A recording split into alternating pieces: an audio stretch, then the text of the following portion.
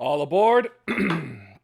Today, we travel back 7 years ago and learn how Phoenix Wright lost his badge and became the dad he is today. Let's begin.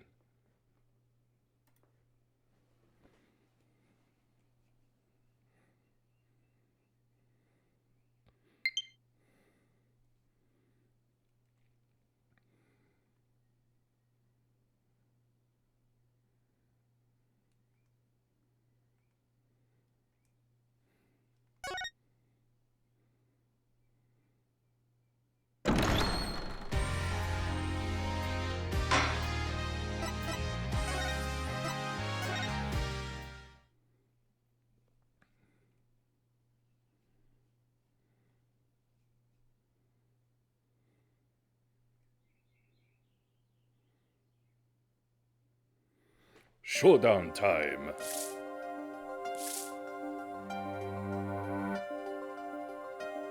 I lost. It's only a game of poker. A game I've played for a long time and only lost twice.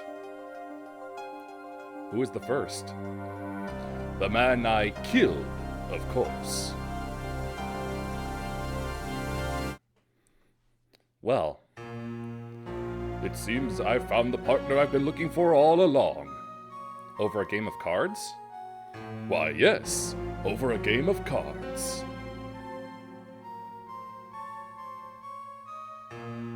That was how we first met.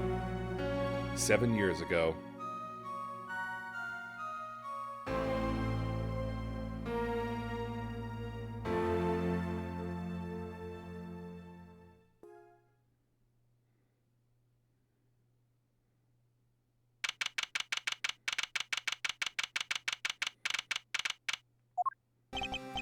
Whew, okay.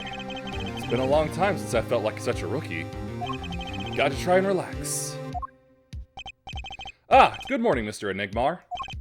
I'm sorry to have sprung this on you so suddenly. I received the files from your previous attorney only yesterday. Honestly, I'm not entirely sure I'm prepared. I understand I am asking the impossible of you. Yes, well, you haven't really told me what happened yet. All we did was play cards. And that was enough. Actually, it wasn't. Trust me. Oh, morning, Daddy. I'm so glad you came. You okay, Daddy? They picking on you? I am fine, as always. This old boy is here to help me, after all. That's young man to you. Good morning. That's a cute outfit you have on. Thanks. My first show's today, after all. Oh, I'm sure it is. What the heck is she talking about? Oh, old boy. Huh? Me? Look what he started. Here. What's this? I don't know, I just got it over there in the hall. They told me to give it to the old boy in the blue suit with the spiky hair. They said it was really important. What's this? A memo for you or some such? Not from the looks of it. What is this? Looks like a page from someone's diary. I'll give it a read later. Well, how do you feel about the trial today? We'll get through it, somehow. Incidentally, the prosecutor today is a new guy, I hear. Ah, an easy win then, yes? They're calling him a true thoroughbred in the history of the prosecutor's office. Of course, there's one of those every year. The switching of attorneys just before the trial. I know it is a difficult situation I put you in. But, allow me to say one thing, Mr. Wright. Yes? They will not be able to pronounce me guilty today. So, do your best, but do not worry. First time a defendant's ever given me a pep speech. I'll do what I can. I see you do not understand. You see, it will be impossible for them to declare a verdict. Impossible? Yes, isn't that right, Trucy? Yup, you bet, Daddy. My first look at the case was only yesterday. and the information I was given was a tad bit lacking, to be honest. Still, I'll do what I can, for their sake. I believe the curtains will be lifting any time now. I am in your capable hands, Mr. Wright. My client is Shadi Enigmar, known to the world as Zach Gramari, a wildly popular magician, star of Troupe Gramari. His mentor, Magnifique Gramari, was a rare breed of magician. He single-handedly ushered in a golden age of stage magic, until he was shot dead. And Zach Gramari is the suspect.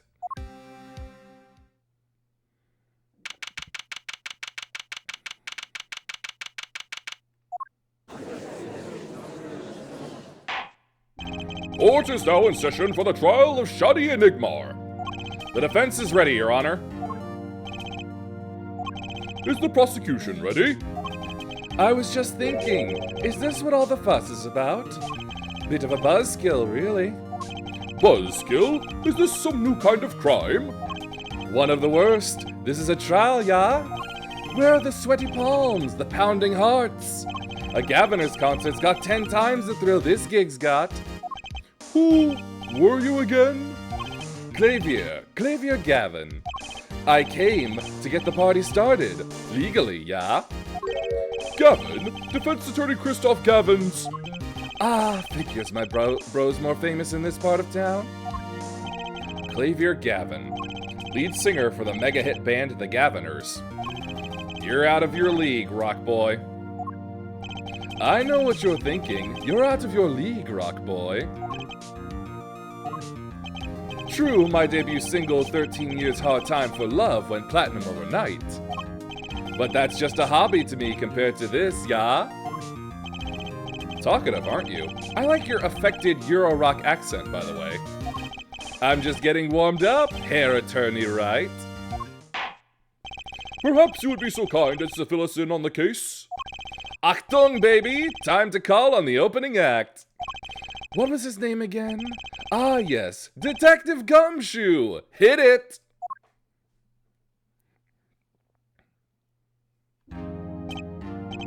And you are? Hey, you were the one who called me up here, sir. Name's Dick Gumshoe.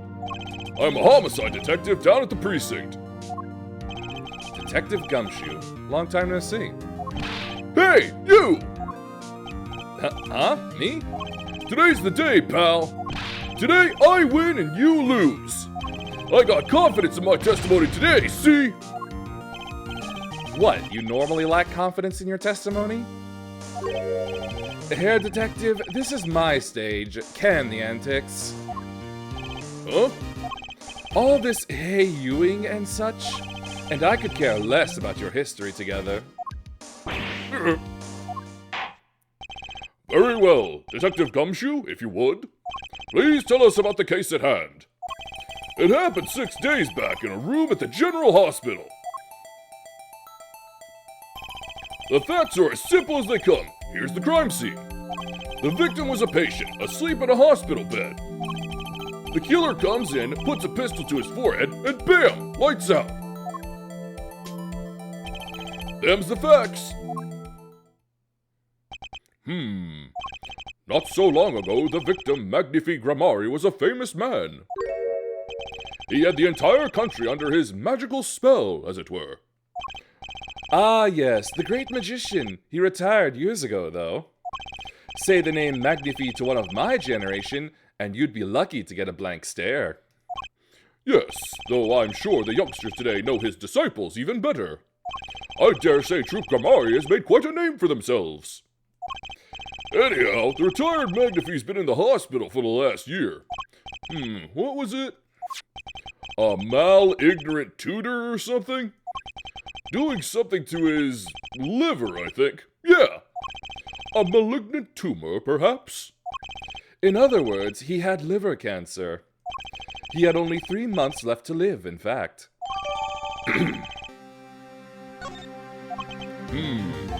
The facts do seem simple enough. But something's not right. The victim was already climbing a 3-month stairway to heaven. Why not wait for him to knock, knock, knock on heaven's door? Why shoot him? I wouldn't have put it quite so lyrically, but it's true. Why make the effort to commit murder when the victim was about to die? Incidentally, the victim had a serious case of diabetes. Diabetes? In fact, he was about to shoot up with insulin. When he was shot with a pistol, the syringe was found at the crime scene. Chronic diabetes and cancer. As much as it pains me to say it, the victim was clearly at the end of his life. I believe the question before us is clear, then. Why did the killer have to shoot this dying man? What reason could he have had? Very well, Detective. Perhaps you can enlighten us as to the circumstances of the shooting. Yes, sir.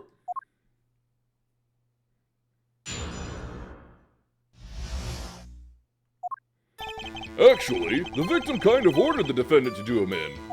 A few days before it happened, the victim sent a letter ordering his own murder. The defendant did what was asked of him and shot the old man in the forehead. A bullet was fired from the pistol found at the scene, no doubt about it. And the pistol definitely belonged to the old man, sir. What? You're saying the victim ordered his own shooting? Those are the facts. I have here the letter in question.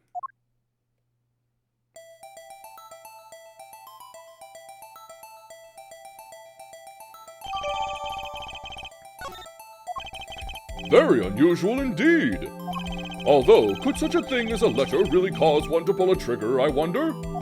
I believe the answer to that question can be found at the end of the letter.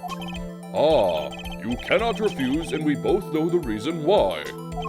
Detective Gumshoe, can you explain this to the court? Unfortunately, even the defendant won't say a peep about that bit, sir. One thing bothers me about this. Why didn't he just say 11? Why have him come at 11:05 without some specific reason? The devil is in the details, Herr Attorney. Well, was there some reason? As it turns out, there was. Every night for a half hour starting at 11, the victim, Magnifique Grimari, was given an IV. An IV? There it is in the picture off to the side of the bed. At 11, a doctor would come to set up the IV. 30 minutes later, he would come back for the empty bag. This happened every night without fail. So that was the only time they could meet without the chance of an untimely interruption. During his IV. Very well. Shall we begin? Mr. Wright, your cross-examination, if you would. What's this reason he couldn't refuse, I wonder? He could have at least mentioned it to me.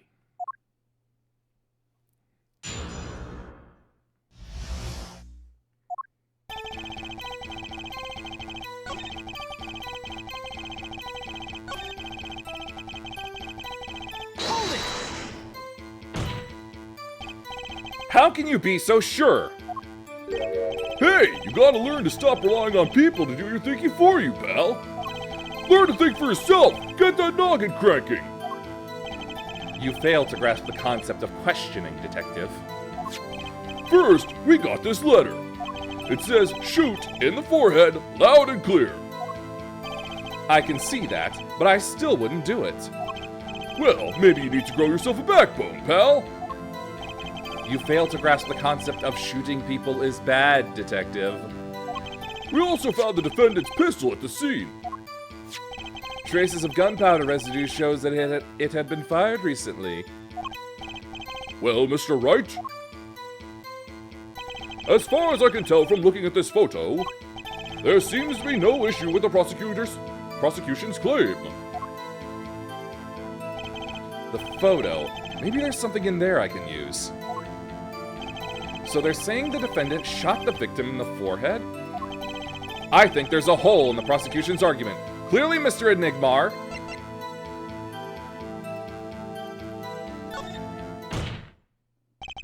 Looking at this photo, another possibility occurs to me. Yes?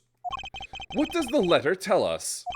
That the defendant had a reason he couldn't refuse his teacher's wishes. Bingo, pal! That's why the defendant popped him one in the forehead. Oh, the defense disagrees. You see, the defendant had another choice he could make. Objection! What, and you can prove that with this photo? I can prove he had a choice, yes. The defendant might have fired like he was ordered, but he didn't shoot the victim's forehead. Well, let's hear what you're thinking, Mr. Wright. If he didn't shoot the victim's forehead, what did the defendant shoot? Take that! The clown doll? Take a closer look. See? It's been shot in the forehead, too. Ah, there's a hole in its forehead. Yes, and a hole in the prosecution's claim. Objection! Ha! And I suppose you have a reason as to why he'd shoot the clown doll. He didn't just shoot the doll, he shot the doll's forehead. His forehead? Ah! Let's read the orders once more, shall we? You will shoot one shot square in the forehead. Which is exactly what he did. He shot the clown doll square in the forehead! The defense has raised an intriguing possibility. That hole in the clown's forehead, it definitely looks like it's what is shot. Bailiff, send someone to investigate this matter. Objection! I admit, I'm impressed, but I expected nothing less. Still, this doesn't mean he didn't shoot the victim. Objection! Perhaps he did have to shoot a forehead as ordered, but the letter says nothing about whose forehead. This was the only way he had to follow his orders without taking a life. The bullet hole in the clown doll's forehead does demand an explanation. It might very well be a clue, yet Prosecutor Gavin is right. It alone does not prove the defendant's innocence. You cannot say for sure the defendant didn't shoot the victim. So sorry, Mr. Wright. How sad it is to see the mighty fall. How sad it is to see the novice's overconfidence. He doesn't realize just how big this little hole is going to get. Detective Gumshoe, please take this newfound fact into account as you continue your testimony. So what if he shot the clown? He still shot the victim, pal!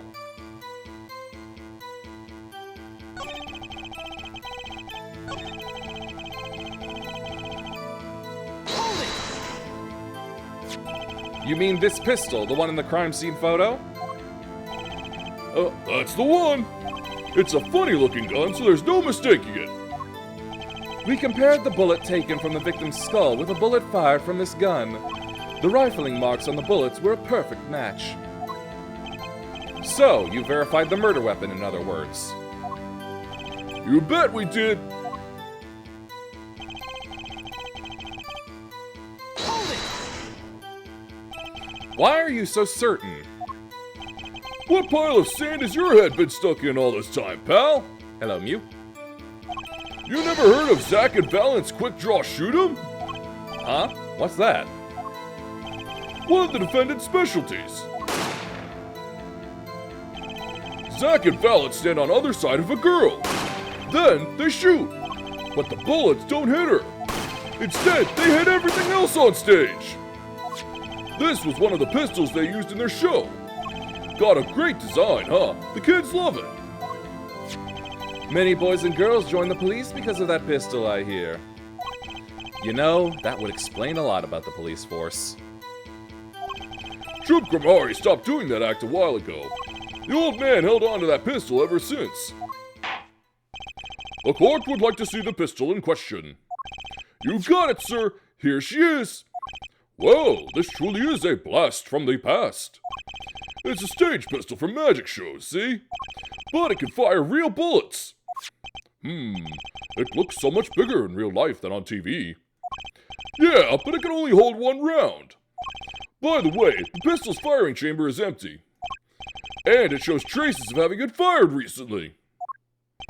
So, were any fingerprints found on the gun? Unfortunately, no. Of course, the defendant is known for wearing gloves. We might say that a lack of fingerprints is, in fact, a fingerprint of its own. Aha! Intriguing point. Well made. Whoa, whoa, whoa. Not well made. Not intriguing. In any case, the court accepts this evidence. You think Phoenix is more fun as a seasoned veteran? My grandchild would get a kick out of seeing this. But now it's time to return to our testimony.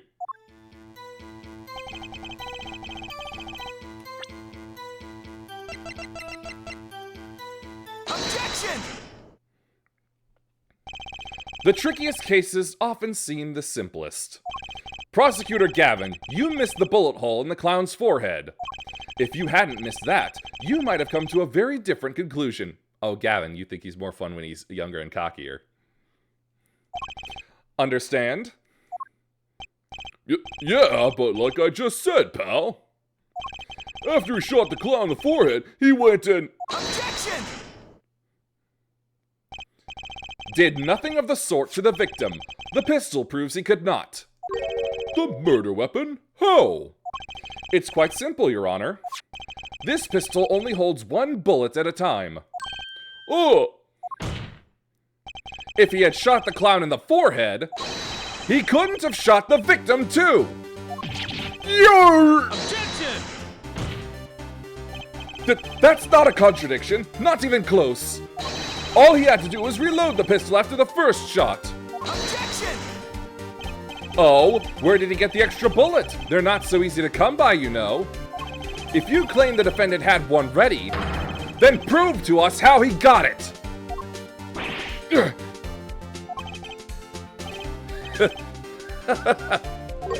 I had a feeling this wasn't over yet. No, this party's just getting started. And I haven't proven anything yet beyond my good looks and startling record sales. And utter lack of humility. Ah, what's this? It seems that the prosecution has another witness prepared. Like I said, Herr Detective was just the warm-up act. Now that the audience has gotten a taste of what's to come, they're ready. Ready for what? For my decisive witness, of course. A witness who, you will find, can prove one thing for us. That it was Zach Gramari who shot the victim in the forehead. Very well. We will pause for a 15-minute recess. This might be my lucky break. I'll need that 15 minutes to talk to my client, Zach. Court is adjourned.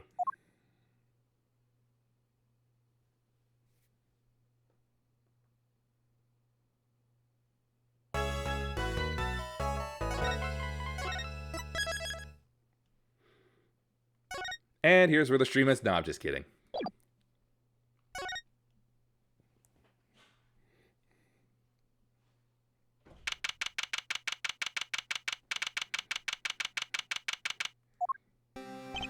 Very impressive, Mr. Wright. I have to say, I expected nothing less. We've only just begun. I was hoping you could tell me a bit more about what happened, actually. I did not think you would believe me if I told you. Better that you discover the truth for yourself. Not so fast, is it? Is it literally so my first witness? Yeah. I was thinking of you, you know. I think we need less thinking and more talking. That night in the hospital, what really happened? Ah, the way your eyes gleam, Mr. Wright. You'll scare Trucy. Speaking of which, where is she? You have seen the problem yourself, the letter. The one shot in the forehead. One, right? Yes, and the reason he speaks of. I could not deny my mentor's wishes, even if it meant my own death.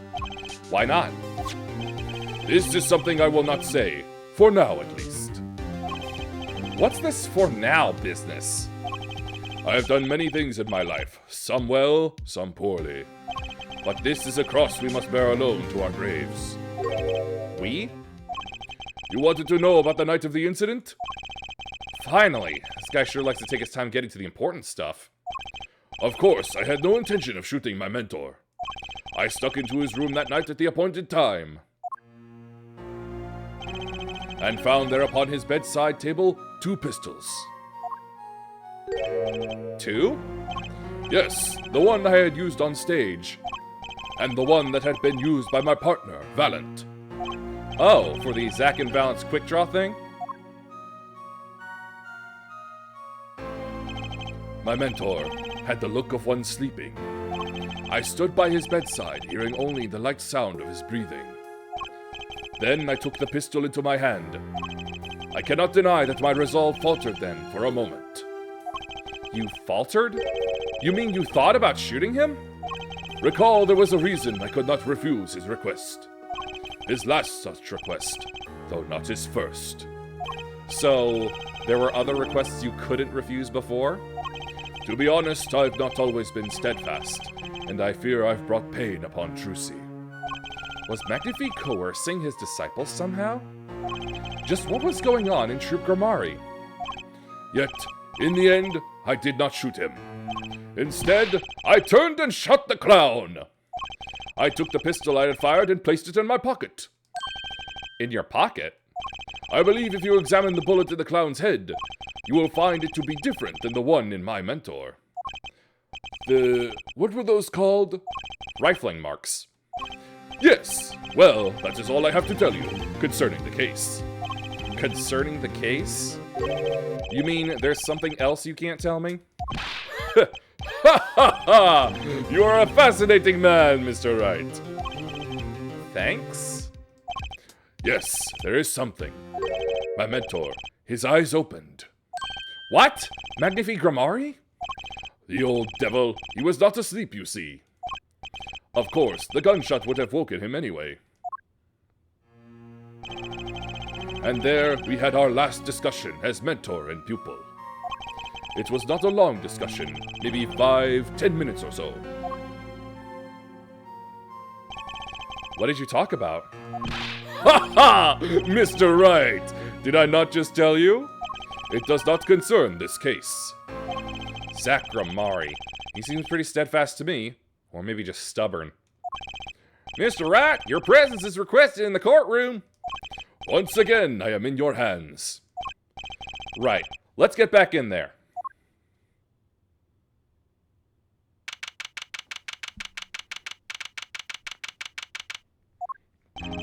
Court is now back in session.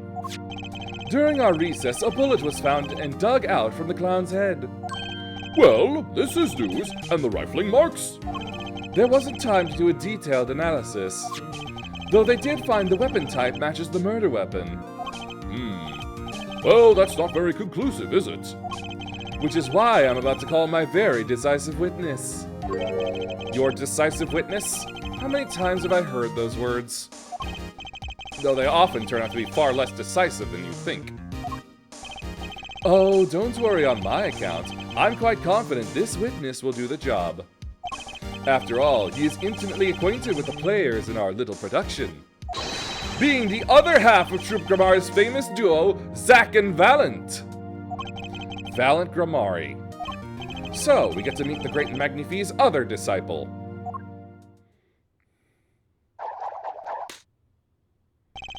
Perhaps we'll start by asking your name and occupation?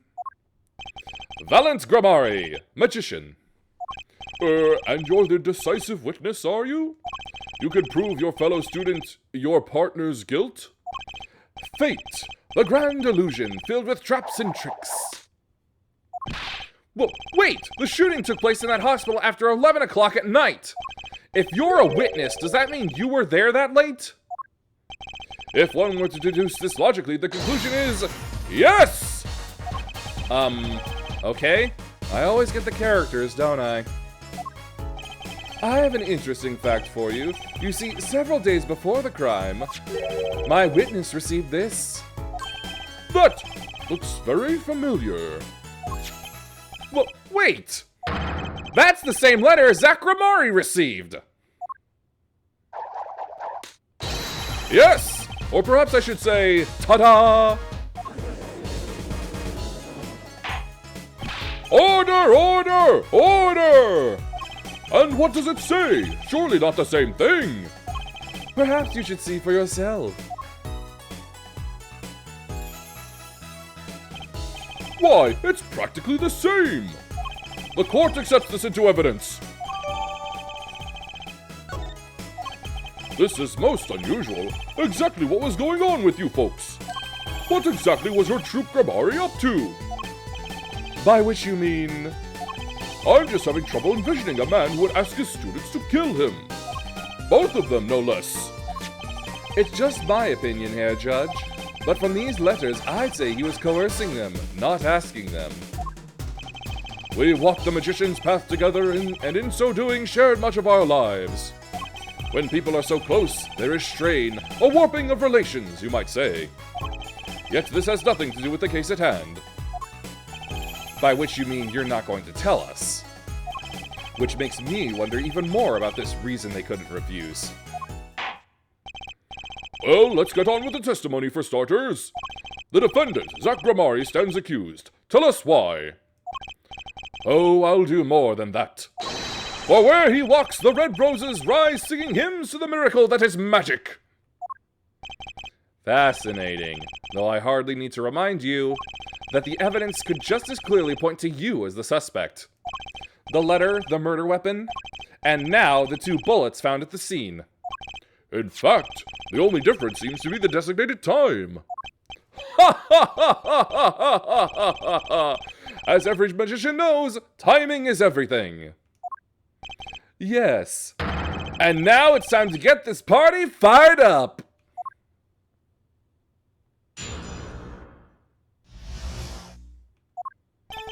That night, I visited the hospital room at the time Magnifi requested. The smell of gunpowder hung in the room, and my mentor had taken his final bow. I did not imagine my fellow students might have received the same instructions. Yet a deal with the dead is still a deal. Death's sweet kiss I gave to the clown. Then I informed the doctor and the police. So you were the one who reported the crime? Indeed, I would think this fact alone would clear my name of suspicion. Let's not jump to any conclusions. Yes, the cross-examination generally comes before the conclusions in this court. But if your testimony proves to be true, then the defendant, Zach Grammari, is guilty. And if it wasn't Zach Grammari, then the killer was you, Valant. And no disappearing act will get you out of that.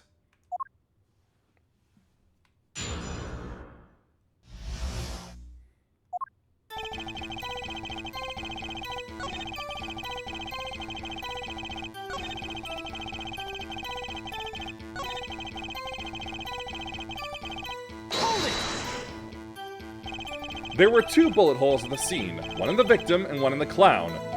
You're saying the one who shot the clown was you? No doubt my partner Zach has said much the same thing. Yeah, because whoever didn't shoot the clown committed murder. I'd better dig around here a bit more and see what I turn up. Mr. Valant, let me ask about something else concerning the crime scene, namely... how many pistols were there when you entered the room? By which you mean what, precisely? 2 pistols were used in the Zach and Valant quick-draw shoot-'em, correct? 1 for each of you. You are well informed, yet only one of my old friends sat in the hospital room that night. What did Zach tell me back in the lobby? Of course, I had no intention of shooting my mentor. I stuck into his room that night at the appointed time, and found there upon his bedside table 2 pistols. I took the pistol I had fired and placed it in my pocket. I see no problem with that statement. Only one pistol is visible in the photograph of the crime scene, after all. So you picked up that pistol and fired it? Indeed I did. Alakazam, alakazing, alakaboom. Is the number of pistols really so important? The number of pistols is quite important, Your Honor. Very well. Please add this detail to your testimony. What can I do but obey? Only one pistol was in the hospital room that night. With it, I shot the clown.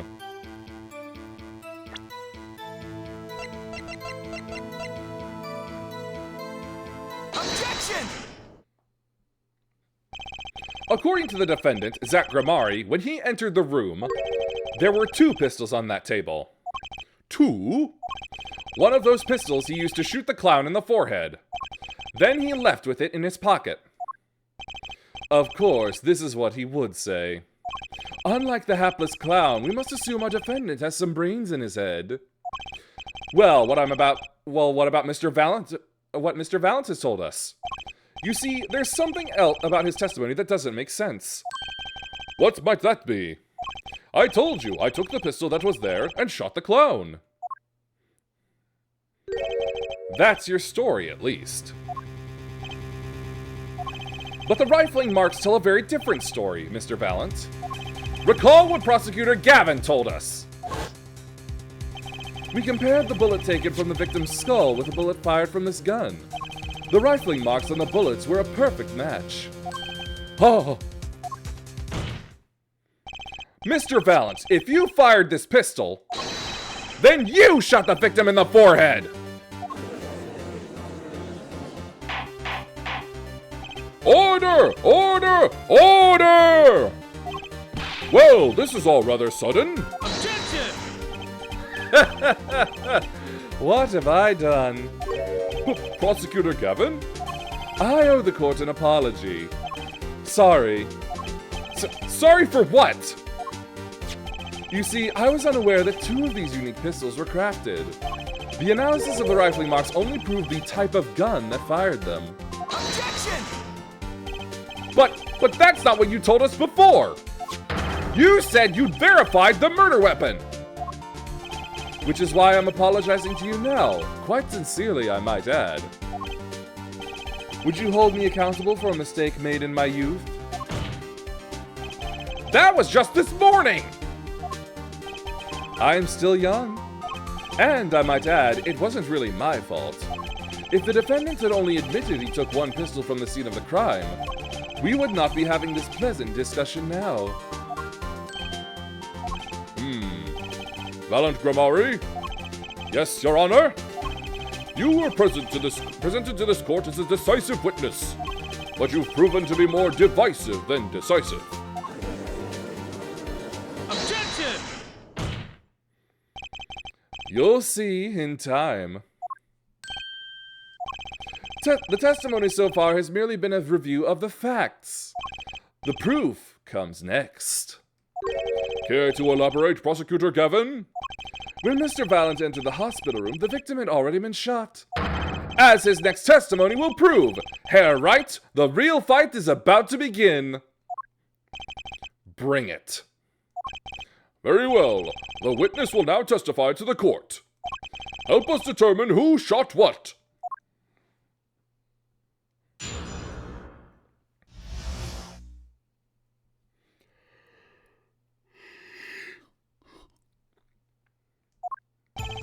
I arrived in the hospital room at the appointed time, which is to say 11:20 p.m. After discovering the body, I fulfilled my obligation, then called in the doctor. The doctor examined the body before the police arrived. He was quite clear about the time of death, at 11:10 p.m. And the one in the room at that time was my partner, not me.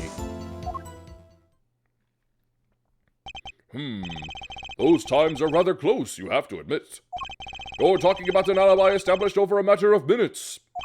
To use a 10-minute discrepancy as the basis of your alibi is easy to explain in this situation, Herr Judge. For example, take our debut hit single, 13 Years Hard Time for Love.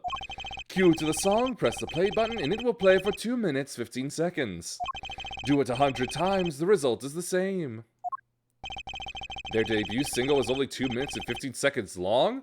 What a ripoff! Magic is a world of utmost precision. Hocus pocus requires admirable focus.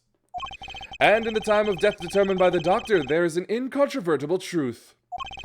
Very well. The prosecution warns us that we're dealing with rather precise times. And we can expect the cross-examination to require the same level of precision. I would hope the defense refrains from its customarily broad, sweeping accusations, lest we blur the focus this case so clearly demands. Point taken. Baseless remarks will result in a penalty. Carry on, Mr. Wright. Carry on. Right.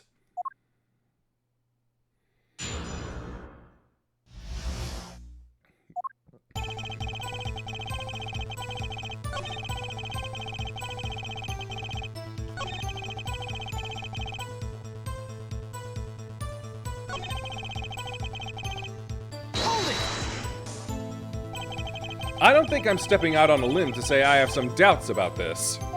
How could the doctor be so precise with the time? We do usually only get an estimated time of death, true. I'm not sure I've heard of a verified time of death. Magic revels in making the complex appear simple, but reality is the opposite. What appears complex in this case is a simple matter of subtraction. I see another person has done their arithmetic homework.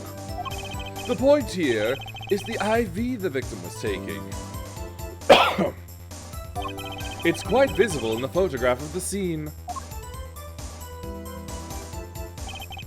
Recall what we heard earlier about the victim Magnifi Grimari's schedule. Every night at 11, Magnifi took an IV drip for 30 minutes. I can see the IV bag right there, yes. Now, look a little closer. Follow the tube down from the bag to the end. Ah! The needle's been removed. Doubtlessly, it fell out when he was shot. That would seem to be the case. When the needle comes out, the IV no longer drips. Ah! You could just measure the remaining IV liquid. Precisely. The IV liquid functions for our purposes as an hourglass of sorts. This is how the doctor determined the time of death. From the amount remaining in the bag, it was determined that the IV had stopped 10 minutes after administration began. And so it was when I, Valent, entered the room. 10 minutes had passed since that horrible crime was committed. And this is proof. Well, Mr. Wright? Did that seem important? Well, seeing how it is the biggest clue we have to the time of death, I'd say it's very important. Agreed. It would be hard to imagine a more precise way to determine the time. Behold the power of arithmetic! Very well. The witness will add this detail to his testimony. Sometimes the most magical thing of all is the truth. The water of life springs not eternal. The remaining IV liquid proves my innocence. Hold it! Did you notice the IV yourself by any chance? When first I entered that room, the stench of gunpowder assailed me. Next, the mark of death upon my mentor's forehead. And then his left arm did I spy, a rose, drooping and wilted. Its thorn, the discarded IV needle. Knocked from the vein by the force of the shot, luckily for you. If that IV had not been there, why, you might be a suspect. Indubitably so. I might say it's thanks to my lucky color. Your lucky color? Indeed! Even today I wear it proudly upon my suspect self. For it always, without fail, brings me luck.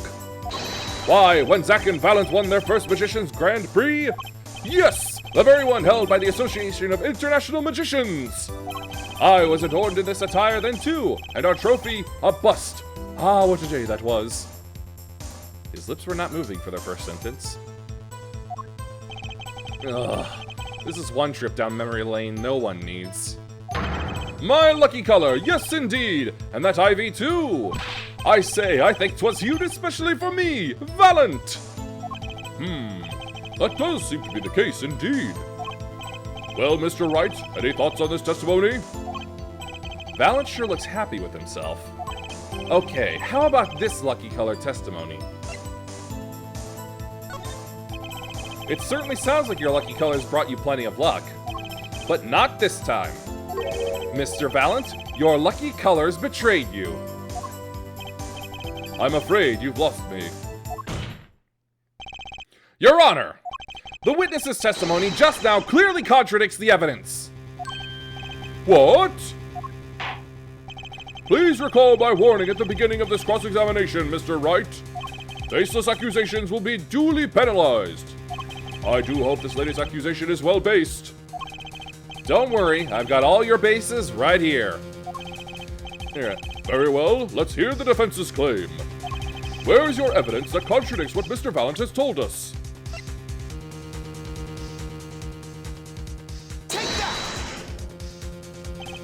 The crime scene tells all, Your Honor. The photo of the crime scene? All this talk of color has been yearning for black and white, clear-cut simplicity. Tell us here, Wright, just where is the contradiction in this photo? My pleasure, and I assure you, it's quite simple. But I can't promise anything in black and white. Let's hear what Mr. Wright has to say. What in this photo contradicts the witness's testimony? Take that! Valid Grammari, let's get one thing straight about your lucky color. It's yellow, yes? Kind of takes the mystery out of it, but yes. Something wrong with yellow, Mr. Wright? Yes, there is. Decisively wrong, in fact. Take another look at the photo of the crime scene. Whoa, what's this? Confusion, doubt. Tell us, what do your elderly eyes spy? Even my elderly eyes can see a problem here, Mr. Valent. Look at that IV bag. Ah! What is this? What foul magic? It would be hard to call the IV liquid yellow. And I'm afraid no magic was involved in the taking of this photograph. Alaka, no!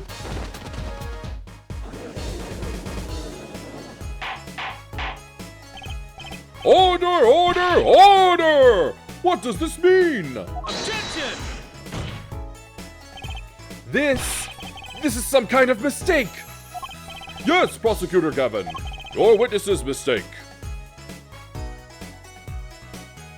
Two wild Kudon? What?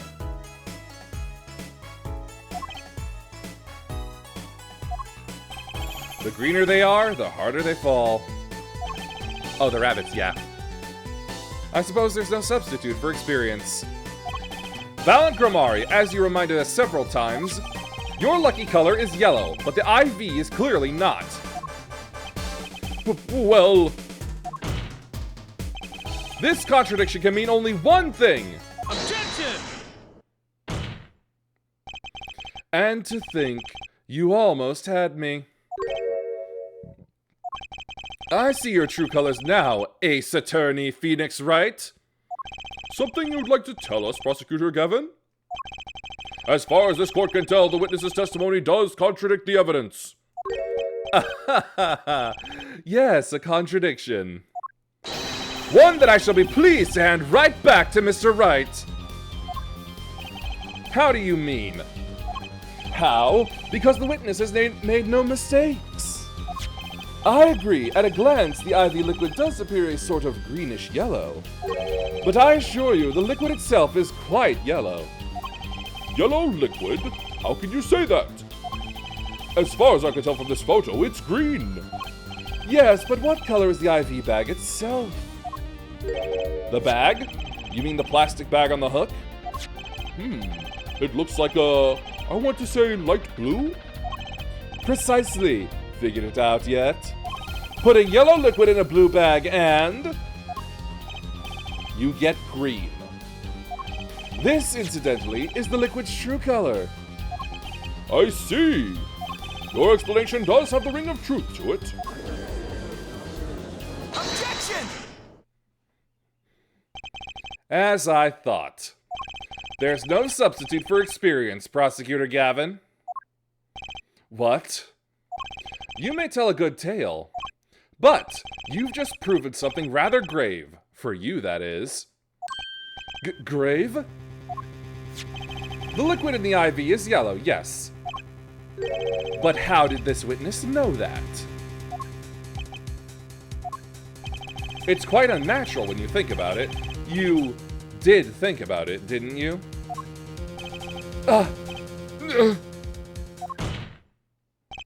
Your Honor, the defense requests an explanation from the witness. At the scene of the crime, the IV liquid appears to be green. So let me ask, how did the witness know the IV liquid was actually yellow? Alakaznoms!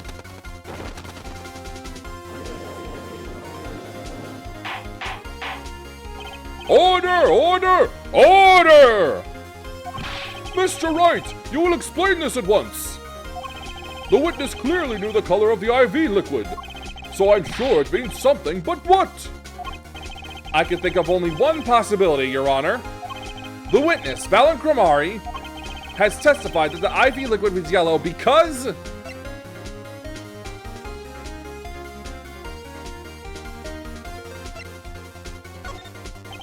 From the facts before us, the answer is clear. The witness knew that the IV liquid was yellow. Why? Because he'd seen it before. But not inside the blue bag we see in the photo. He saw the liquid by itself in a clear, colorless bag.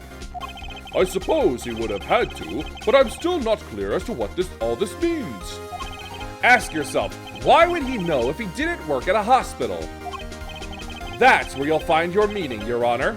Objection! I'm afraid I find nothing. So what if he knew the IV liquid's color?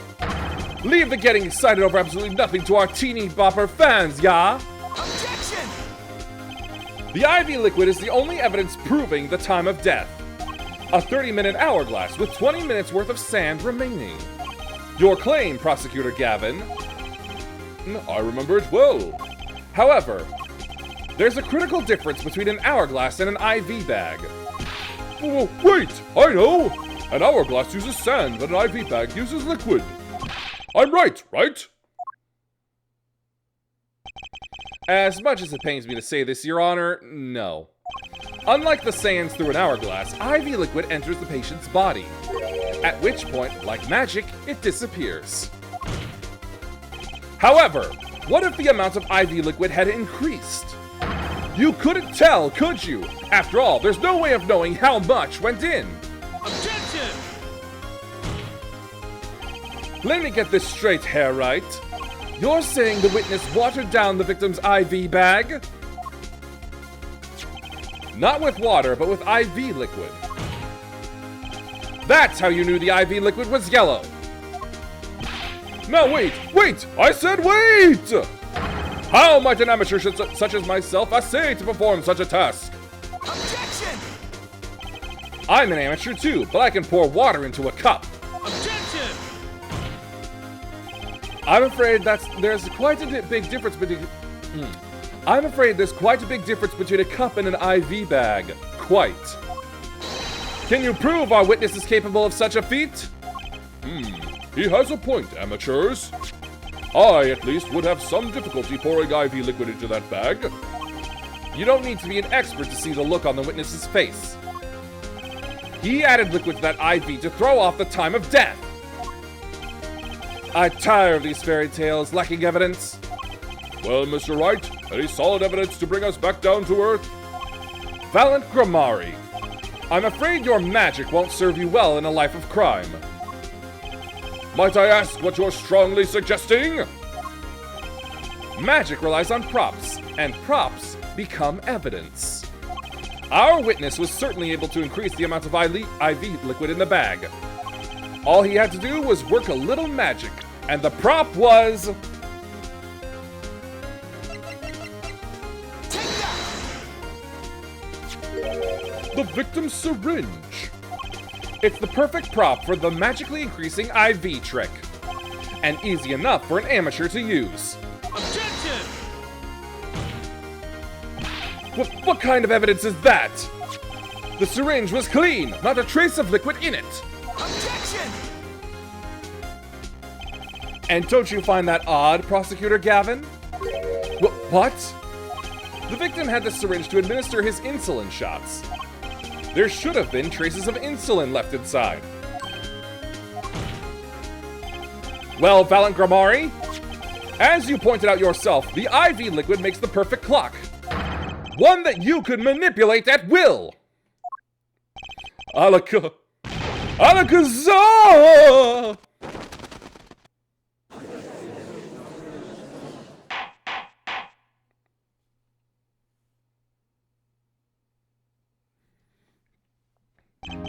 I do believe, well, with this being his first, that the burden of this trial has been a bit too much to bear for Prosecutor Gavin.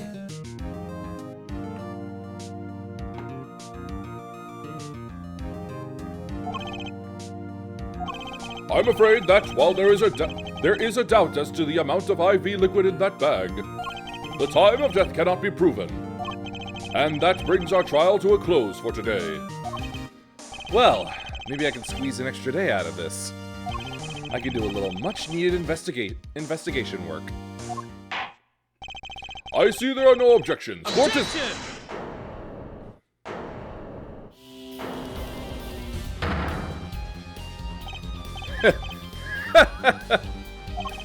Truly, there's no substitute for experience. Nothing blinds one to the truth so effectively. A word to the wise. Underestimate the young, and they'll sweep your feet out from under you. In a way you never ever expected. You see, I know exactly what you're thinking. What's he talking about? You say the witness used the syringe to manipulate the level of the IV liquid.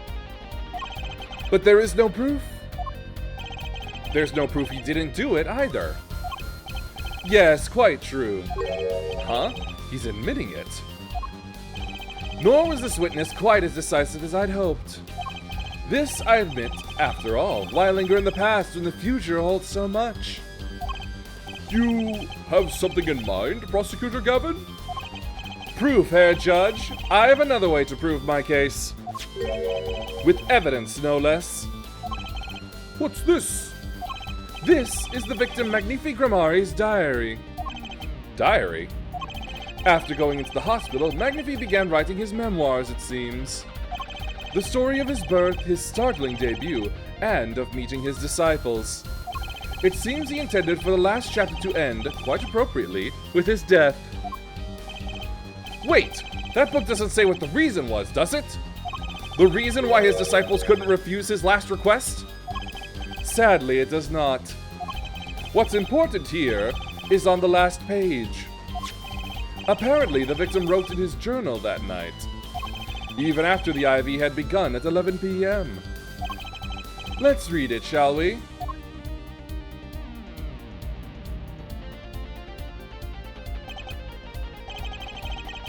This does appear to have been written just before his death. The court accepts this into evidence. Read the very last part with particular care.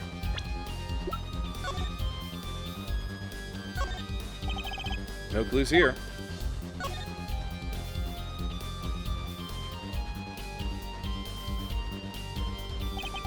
This is the last page. The diary ends here. Huh? What's this? It looks like a page was ripped out? Well now, isn't that interesting?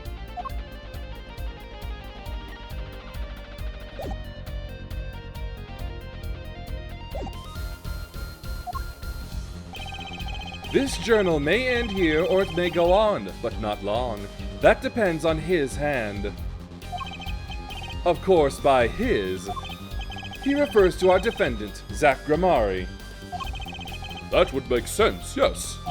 He was the first scheduled visitor, after all. But look at what he said before that.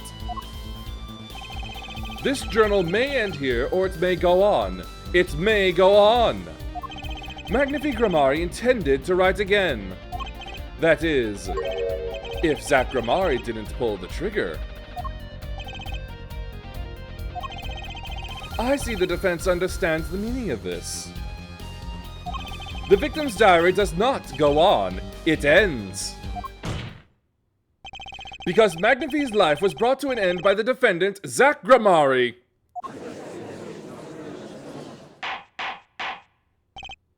Order! Order! Order! Prosecutor Gavin!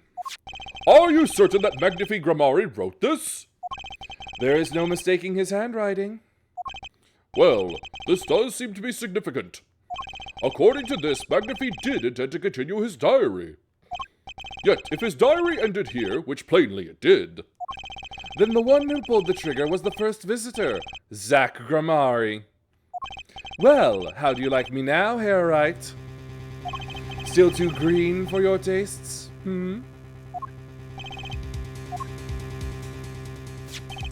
He's right about the diary being pretty clear. Still, I find it hard to believe that he'd overlook such an obvious problem with his precious evidence. Well, Mr. Wright? The witness's testimony we heard was lacking. But put together with this evidence, it seems quite sufficient for a case. If the diary's accepted like this, the trial's over. Maybe it's time for me to show them something. I'm left with no choice but to show my own evidence. What?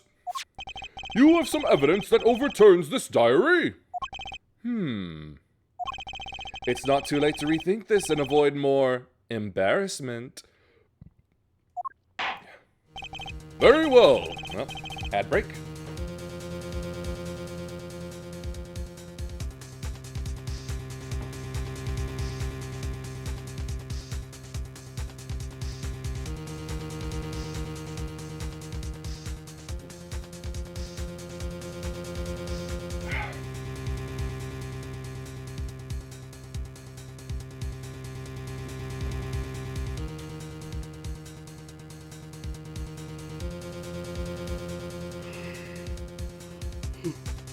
Please show us your evidence, Mr. Wright.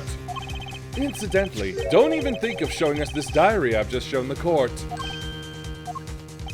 Now that we've come this far, I hope you have something a little more decisive. Show us evidence that proves the victim continued writing his diary. All right, I'd be happy to. The decisive evidence proving that the diary didn't end with this page is... Take that! First, take a close look at this diary.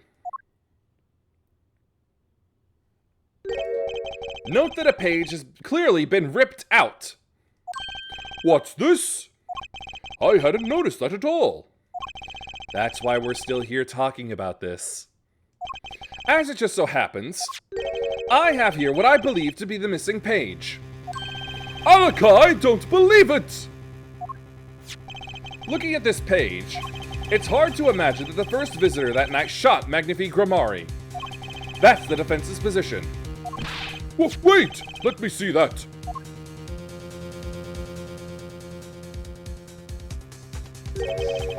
What in Sam Hill? Why, this is the continuation of the victim's diary.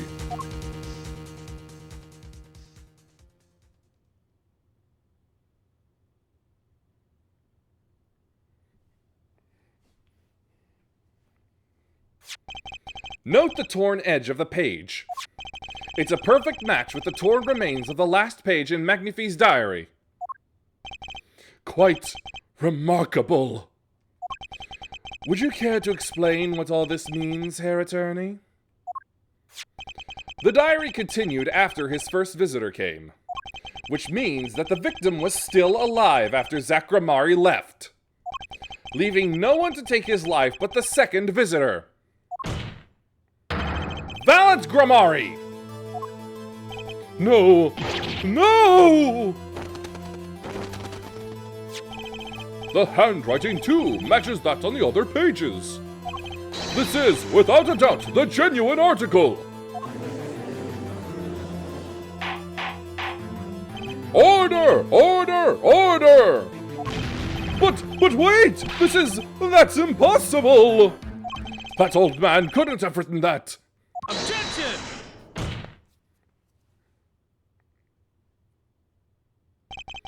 Finally. You just couldn't resist, could you, Herr Wright? Resist what? Presenting solid evidence? Herr Judge? Yes, Prosecutor Gavin? Might I request we put the current cross-examination on hold? The prosecution would like to call a new witness. But Prosecutor Gavin! This evidence overturns the current witnesses. I ask only to put it on hold. Please, my new witness has a very, very important piece of testimony to give. 5 minutes, no more. I promise, Your Honor. Well, if you put it that way, Mr. Wright, what's your take on this? Well, Your Honor, judging from his enthusiasm, We'll have to hear this new testimony sooner or later anyway. So it might as well be sooner. Then, though this is highly, highly irregular, we will put the current cross-examination on hold. The witness may step down. Now, Prosecutor Gavin, please bring this surprise witness here to the courtroom.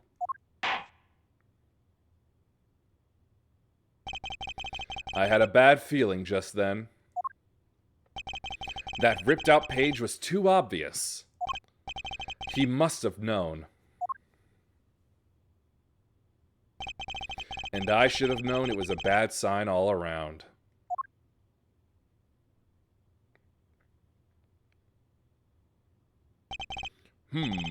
Holding trial with no audience is a first, even for me, Prosecutor Gavin. I beg the court's understanding. But I had to make a judiciary deal with the witness to secure his testimony. A judiciary deal? The details of his testimony may have some legal ramifications, shall we say. I thought it best to contain the information to this room. Very well. And you are the witness, I gather? Yes, sir. State your name and occupation for the record. My name's Drew Misham. I'm a painter. A painter? And you are somehow related to this case? No, well, not per se. I have one simple question for this witness. Mr. Misham, was it? Do you know what this is? Oh, yeah, I know it well. How's that possible? Have you seen this diary page somewhere before? Oh, yeah, I mean, I made it. You... What? You made it? Yes, you might call it one of my works. The prosecutor's office received a tip-off yesterday. Illegal evidence has been prepared for the trial of Zach Gramari. Illegal evidence? I initiated an investigation and found this witness. A painter to the world at large, Drew Misham has another side, you might say. He is skilled in making perfect reproductions of certain things. Forgeries, in other words. Forgeries?! Well, so we are to understand that this page here is... a fake, prepared by a certain defense attorney. Objection! Hold it! I didn't prepare this evidence! Objection! Ah, the attorney speaks. Something about this page, I presume. But what is he saying? It makes no sense. After all, it was you who presented this evidence to us, Phoenix Wright. Witness, Mr. Misham, was it? Who requested this forgery? Who was your client? That? I don't know. What? Most of my clients prefer to remain anonymous, even to me. I make the items they want and receive my payment. That's the extent of my contact with them. Objection! But, there's no proof this is a fake! It's a fake. Huh? To avoid just this sort of problem, I always put a special mark on my works. I can say without a doubt, this is mine.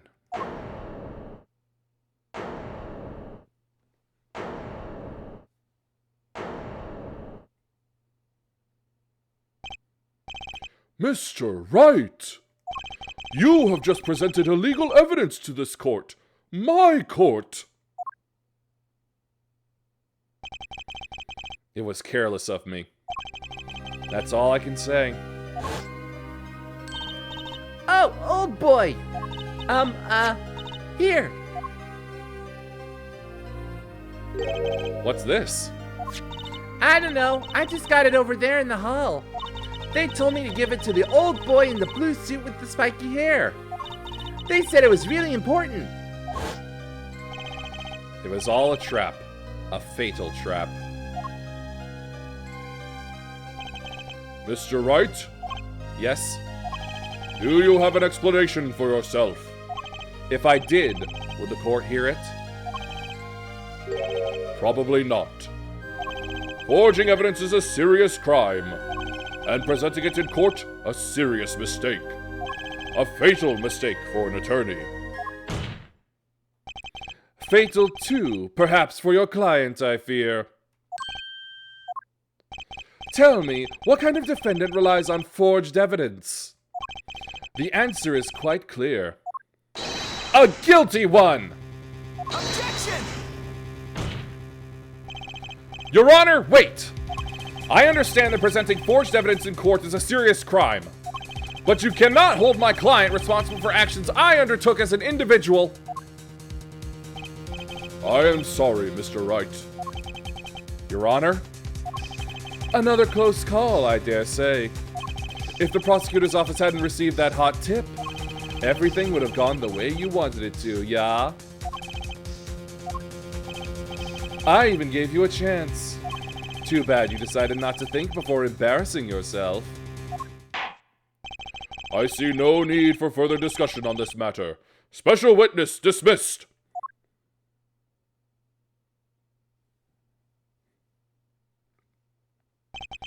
Mr. Attorney, Yes? could I ask your name? Phoenix Wright. Mr. Wright, I have seen and studied many people, but none like you. I'll remember you, Mr. Wright.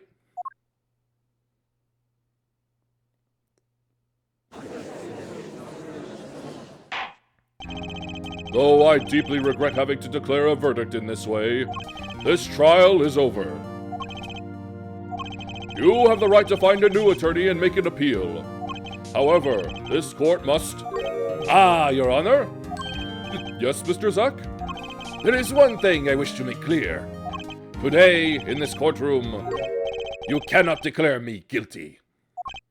It is impossible. I'm afraid the defendant is quite mistaken. I most certainly have the authority to declare a verdict on you. Except, tell me, how do you plan on announcing your verdict when your defendant does not exist? Doesn't exist? What are you talking about? I am talking about this. Mr. Enigmar! The defense has escaped! Find him, quick! Bailiff! Close all exits from the building! On the double! He must not be allowed to escape! That day, in that courtroom, a miracle occurred. The defendant, Shadi Enigmar, aka Zach Gramari, did not just escape from court. He literally, unbelievably, vanished. Right before the bailiff's eyes. No one ever saw him again, not since that day. This is the Gramari miracle! Ah! Ha, ha, ha, ha, ha, ha, ha.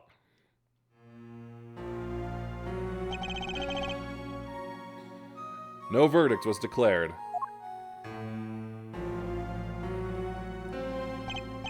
After all, the defendant didn't exist.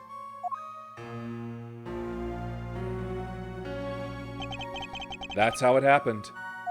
The trial of magician Zach Gramari vanished, along with him, for all eternity.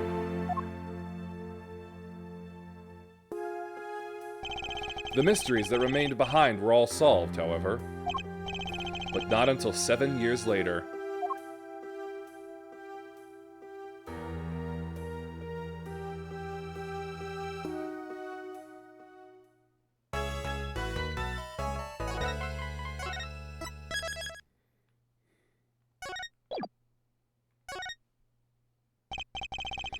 That trial 7 years ago was the beginning of it all. This I know beyond a doubt. The mysteries of the past work their magic on the present. But you'll soon be finding all of this out for yourself. Which of Magnifique Gramari's disciples pulled that trigger? Where did the vanishing defendant, Zach Gramari, go? What dark truth lurks behind the forged diary page? And what about the girl who is left behind?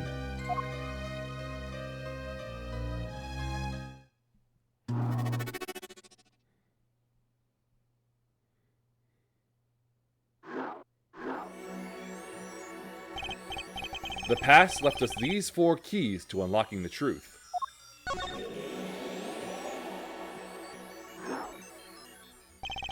But that's not all. There are 4 keys in the present as well. And when all the questions have found their answers, the final trial will begin. But first, you must chase the truth through then and now. Think of it as a game.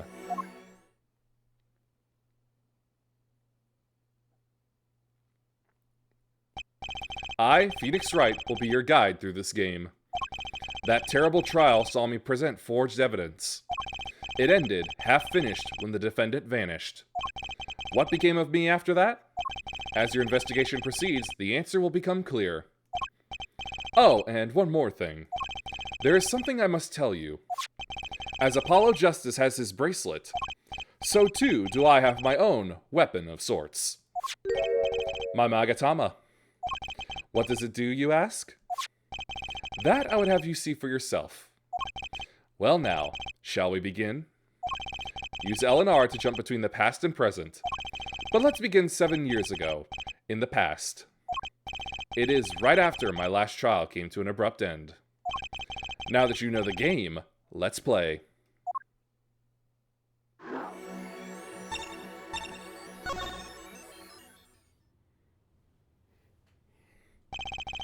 The nightmare trial was over, and the new nightmare of figuring out what had happened had just begun. I wanted to wake up, to walk away, but I figured I'm the only one who could do this, probably. And besides, I had plenty of time, thanks to the Bar Association Review Board's decision. It's hard to work when your attorney's badge has been taken away.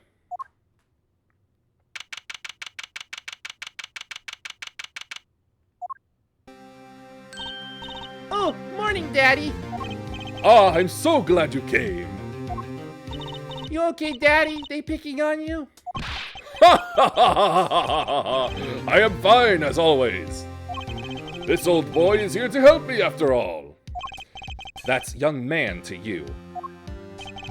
Good morning. That's a cute outfit you have on. Thanks. My first show's today, after all. 2 weeks had passed since then. I called her into my office. Trucy, there's something we need to talk about. It's been 2 weeks since your father disappeared. We need to start thinking about your future. I, did some calling around.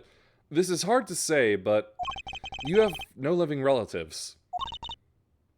So, I was wondering if you wanted to stay with me for a while. Just until your daddy comes home. It won't be long. I hope. Of course, it's totally your choice. If you don't like it here, you can go wherever you'd like. I could look up some places you might like to stay at. This is so weird. Mr. Attorney, Daddy told me about you. He said I could trust you. Huh? Really? So, if I stay here, does that mean you'll be my family? Huh? I guess so. Getting weirder. Mr. Attorney? Actually, why don't you call me Nick? Or you can call me Daddy if you'd like. It doesn't have to be today or anything. Okay, say, Daddy? That was quick. Yes? If I move here, I have to switch schools, right? And I was thinking, I haven't paid for lunches at my last school for a year. So thanks, Daddy. Ah. Oh, and this office, it's a little blah. A little color goes a long way, you know? Ah. Oh, and Daddy, you got fired from work, right? Don't you worry one bit. I'll work twice as hard. We'll make it through this. Trucy, how old are you? Oh, I'm 8. But don't let appearances deceive you. I'm a young professional. Stick with me and you'll do just fine, Daddy. Thanks. Why does it feel like she's already in charge? First name Nick, last name Elodian. Oh, that would be awful.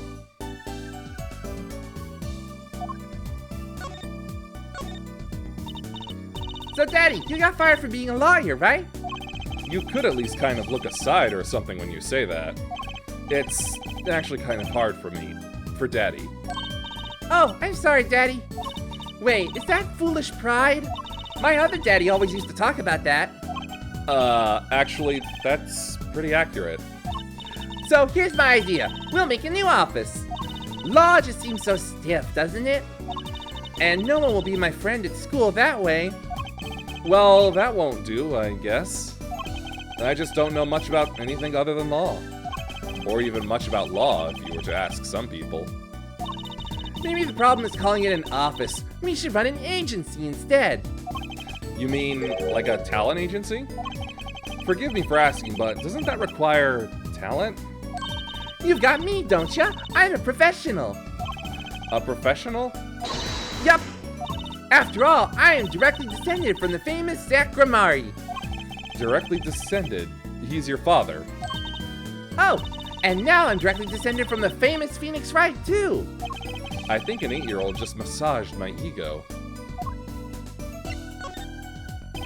Could you tell me a bit more about your daddy, Zach Gramari? Daddy? Sure thing, Daddy. Which daddy was that again? Daddy's so amazing. The biggest star of Troop Gramari, and they're big. The Gramaris. They were on television a lot. Haven't seen them on much recently, come to think of it. Big magic happens when you put Zach and Val and Gramari together, you know? Once they made a giant waterfall right there on the stage. And this giant trout swam up the giant waterfall. Let me guess, there was a giant fisherman waiting for him at the top? I wish I could have seen more of Daddy's magic. Ah! I shouldn't have brought it up so soon. I wonder what'll happen to me with Daddy and Mommy both gone. Mommy? Yeah, what about Mommy? I haven't heard anything about Trucy's mother. But I have my magic and a great daddy, even if he is unemployed. You know, I think things are going to be okay. I wonder if she'll talk about her mother?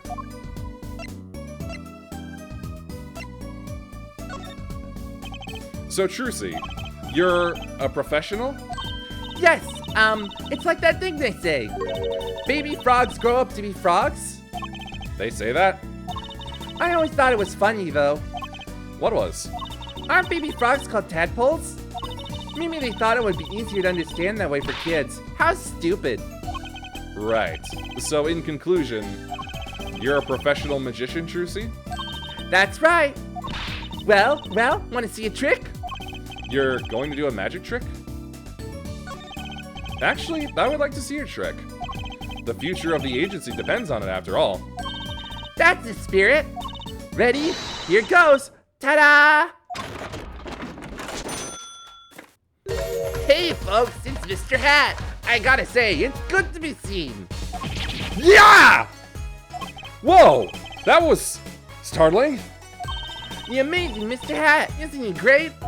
Your friendly neighborhood Mr. Hat at your service. He certainly makes an impression. Doesn't he? I'm so glad you like him, Daddy. Though my routines do get a bit heady at times. Ha! Get it? Heady! My friendly neighborhood Mr. Hat nearly gave me a heart attack.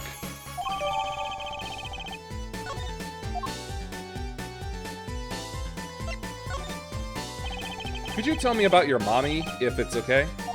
Mommy was so pretty. She was like an angel up on stage. On stage? You mean with your daddy? Yep. She was always there with Zach and Val and smiling. But then she went away. Went away? It was a grand illusion, but she made a mistake. She vanished, and I guess she didn't know how to get back. Maybe so. I cried then, a lot. That's when Daddy gave me this. Here.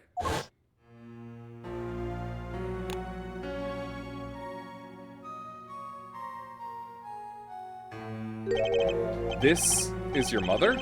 She's beautiful.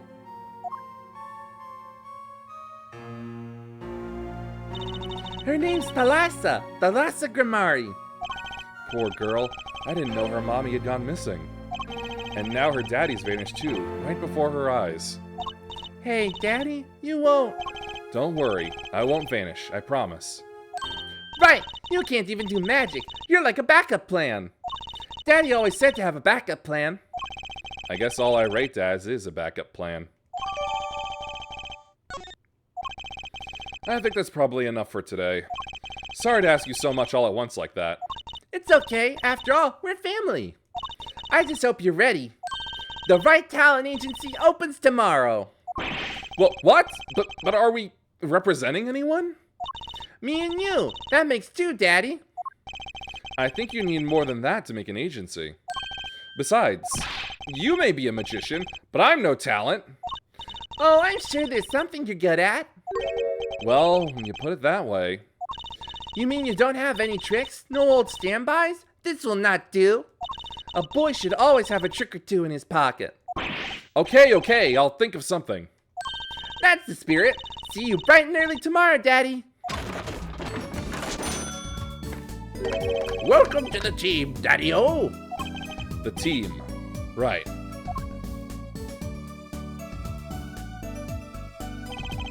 Sometimes when magicians vanish, they leave something behind.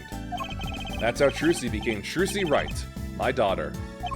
To be honest, I was pretty lost those first few days. Thinking back on it, it was a pretty dark time in my life. But Trucy, happy, smiling Trucy, she was my light.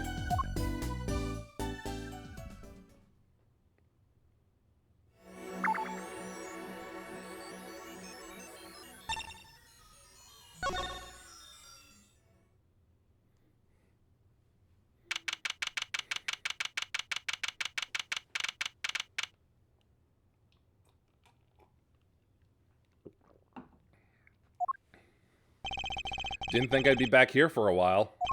I didn't want to have to remember that day. Though I deeply regret having to declare a verdict in this way, this trial is over. Ah, Your Honor. Yes, Mr. Zack? There is one thing I wish to make clear.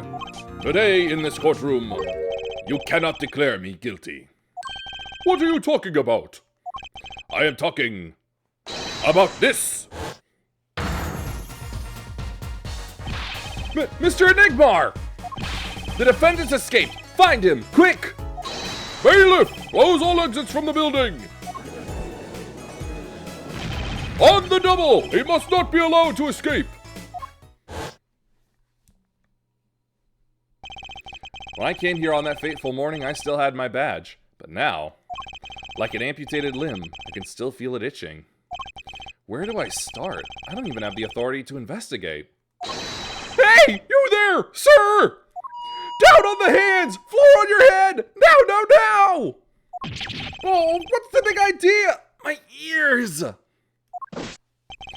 unauthorized personnel aren't allowed in here! But that would mean all unauthorized personnel are allowed. I just say it like it is, sir, and it's usually wrong. Thrown out of the precinct, lost my friends, my girl, and even my wallet. We've met before, haven't we? On a case 2 years ago? No recollection of that, sir! Huh? For me, working on a case is always in the present progressive tense, sir. There is no past, there is only now, sir! Okay, you're the bailiff, right? Yes, sir! Court Bailiff Mike Meekins at your service, sir! I've asked to meet with the bailiff at this court who let the magician escape. Let me try to make this as absolutely clear as possible for you, sir! It was me! Sir! But you were a regular police officer once, right? Sometimes bad things happen to good people, sir. Something tells me it's a long story. Let's not go there. So, you were in charge of security at the time of the vanishing? I'm dying over here! Oh, it's a hard knock life, sir! Thrown out of the precinct, lost my friends, my girl, and even my wallet. Guess I wasn't the only victim. The last time we met, you were a police officer, right? In fact, you're still wearing your uniform. Sir, I wish I didn't have to tell you this, but last year, tragedy struck a rising star at the precinct. I lost my case files 4 times in 3 days! They fired me! That takes real talent, actually. They don't know what they're missing. So here I am, sir, forced to start from square one, a lonely bailiff. But your uniform. I took it with me as a souvenir the day I was fired. That can't be legal. So, you were the one who let the magician get away that day? I'm dying over here! A star rises among the court bailiffs full of hope, then tragedy strikes! Is there anything you can tell me about it? About Zach Grimari's disappearance? Oh, the humanity! That's enough of that. Why, yes, I'd say it was around 2 p.m. when I heard a commotion in court. I opened the door to see what might be amiss. The door slams open, slam, and some guy's face is right there in front of me. Face! So you saw someone suspicious coming your way. Yes, and I, being a bailiff of little standing, I gave chase. I chased that still cat all the way down the hall, sir. I have a diagram of the court building here. Aha! There's courtroom number 7. That's where I was, sir. All by myself, nary a friend to call my own. Okay, and which way did Zach Grimari run after bursting through the courtroom door? He went up like this and around the corner like that. So I, with no delay, ran after him with no delay. When I turned the corner, I saw that magic man run into the defendant lobby. Swiftly I ran. Following him, I threw myself boldly into the room. Why, I remember it like it was right here, because it was. Lobby number 2, sir. You ran into this room? I don't see any place to hide in here. Believe it or not, sir, I didn't believe it. Here, in this room, the magician, gone, vanished like a puff of smoke. Except there wasn't even any smoke. He was just gone. That's impossible. Yes, that word. Oh, how many times have I said that word? Even the sound of it causes me indescribable pain. I'm dying. I'm dying over here. Okay, I won't say it again, promise. But you have to admit, it's difficult to vanish into thin air. Didn't you search the lobby? I searched. Why the pause? There was nothing here at all, sir. That's right, nothing was here, sir. How can he talk so loud and still be hiding something?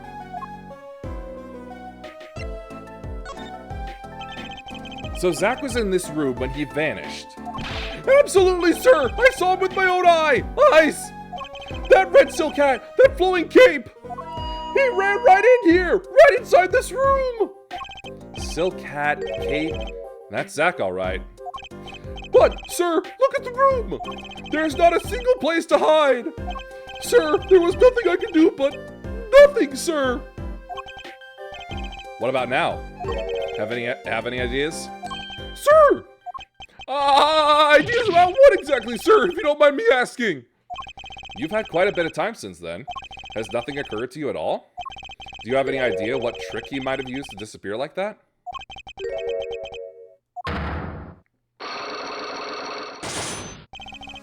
Psyche locks! I should have known. My Magatama, one of my most prized possessions, which I got during a certain case, it can show me the locks on people's hearts. And if I can unlock their hearts, they'll tell me their secrets. The Magatama starts it all, and the Magatama ends it.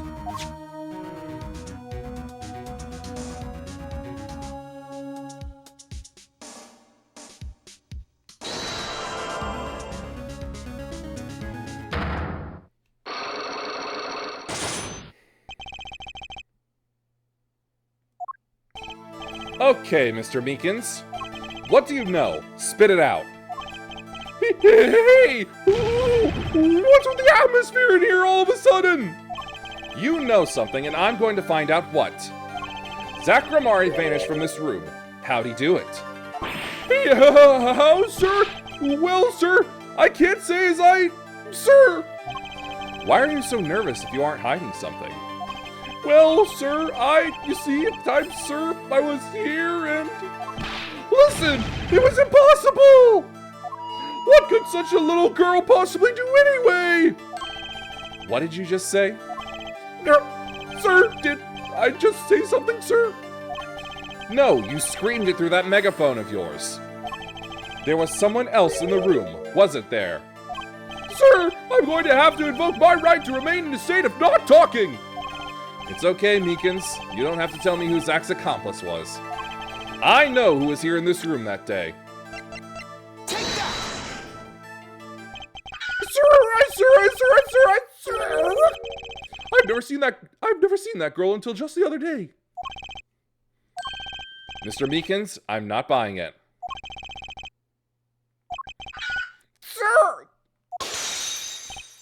Sir, that day, she was here in the room, sir.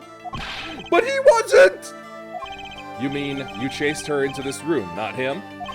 Sir, in my days as a police officer, literally days, I learned a thing or two. Okay, just one thing, but it was how not to mistake a girl for a 7-foot-tall magician. 7 feet?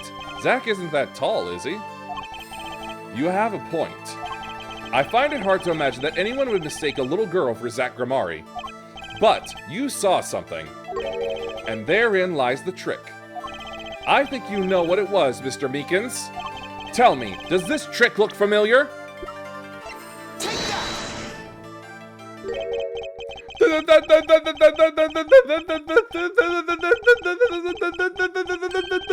What's that? That girl's favorite trick, the amazing Mr. Hat.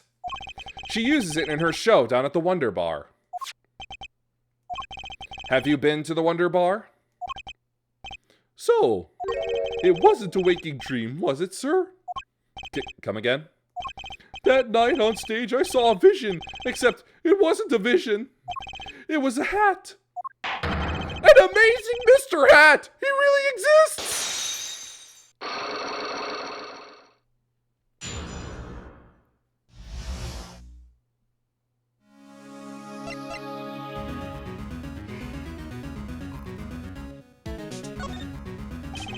I remember it clearly, though the details are a little vague.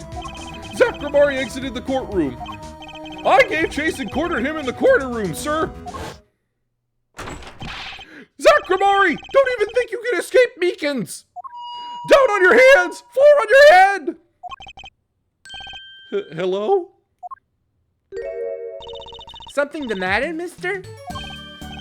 No, that is... Sir, I'm currently chasing a suspect, sir. Zach Gramari, do you know him? Oh, I love Zach Gramari. His magic is the best. I'm his biggest fan. I see. That's why you're wearing that costume you're wearing. Anyway, that very same Zach Gramari came into this room. But no one's been in here except me. But he has to be in here somewhere. Under the sofa, in the trash can, behind the painting, under the rug. So, Trucy was his accomplice. Imagine my astonished surprise when 1 week later, I just happened to walk into a bar and see him. Mr. Hat. I couldn't believe my own eyes. For a while, I thought it had all been a long dream. A dream that lasted a week? But it wasn't the magician who disappeared. It was Mr. Hat.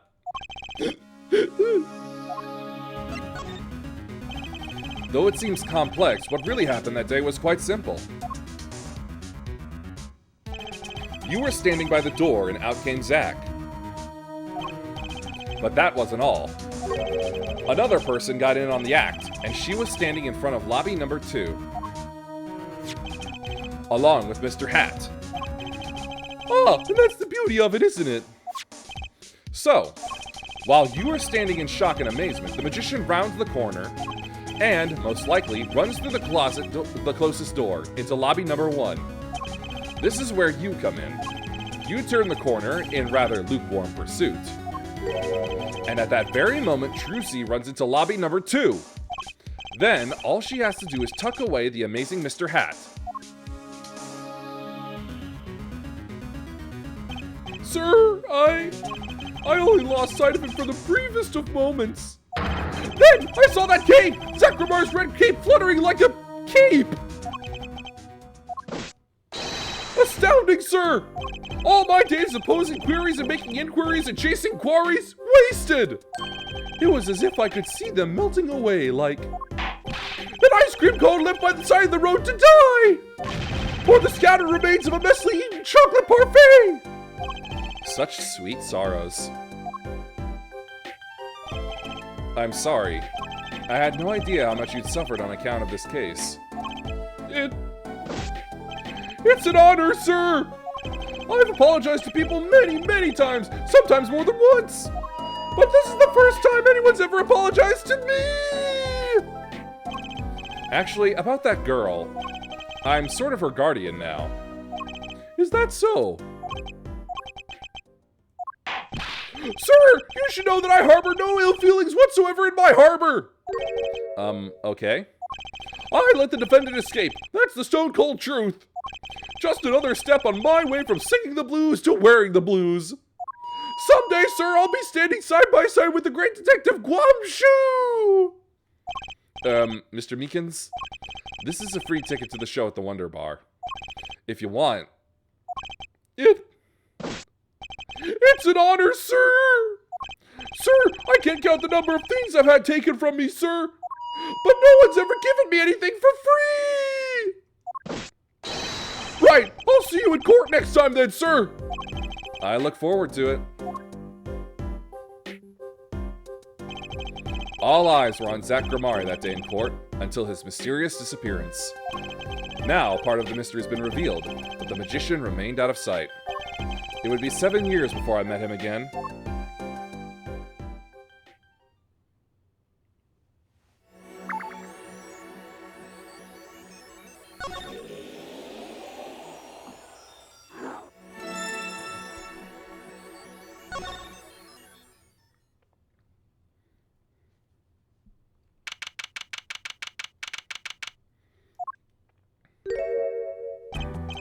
I'll be taking my leave now.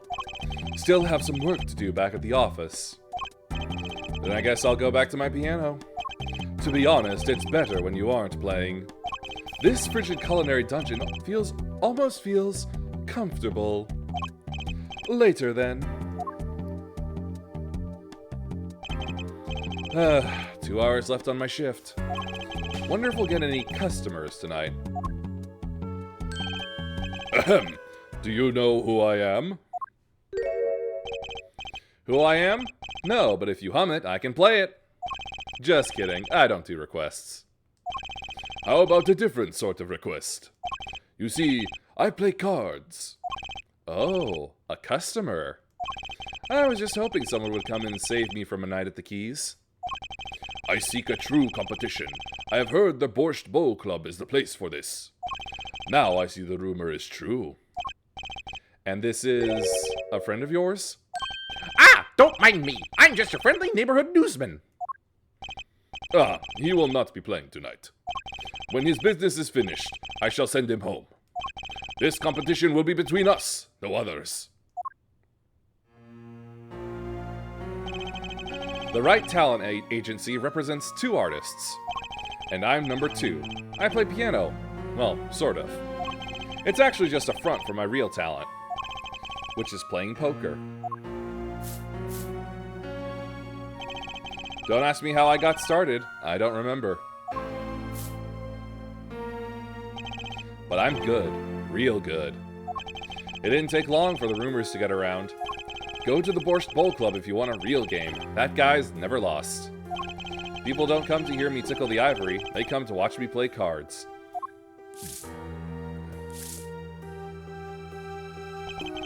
Is this a seedy poker club? No, it's a restaurant. We don't play for high stakes. There's no money involved. But real players carry cash, and they're always thirsty. It's a handy source of income for the club owner. Then let's compete. I'll take you to the room. The hideout, yes. But before we go, Yes? allow me to introduce myself. My name is Shuddy Smith. Oh, and I'm Breschel, Spark Breschel, news reporter. Oh, I'm... No, Phoenix Wright. Huh? You must always look a man in the eye when you make your introductions. You still do not know who I am? Have we met? Ah! Today, in this courtroom, you cannot declare me guilty. What are you talking about? I am talking about this. Mr. Enigmar! The defendant's escaped. Find him, quick! Bailiff, close all exits from the building. On the double! He must not be allowed to escape. You can't be. But you're... Zach Gramari? Yes, the reincarnation act of the century. Pity I have only an audience of one. You. Zach Gramari? This must be a bad dream. In a sense, this guy ruined my life. You there! Da? We will play soon. Ready the room. Da, I will be preparing the hideout for you.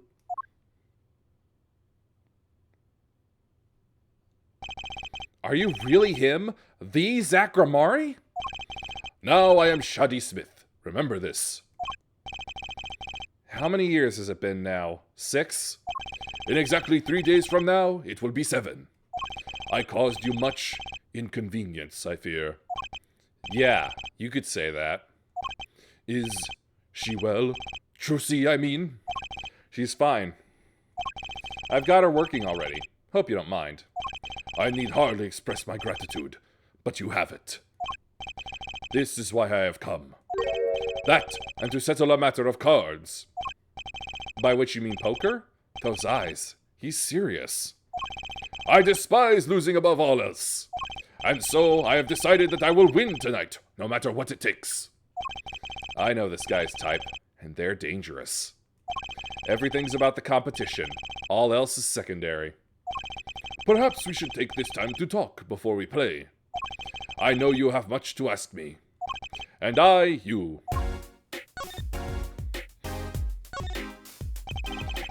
We competed that day 7 years ago, too.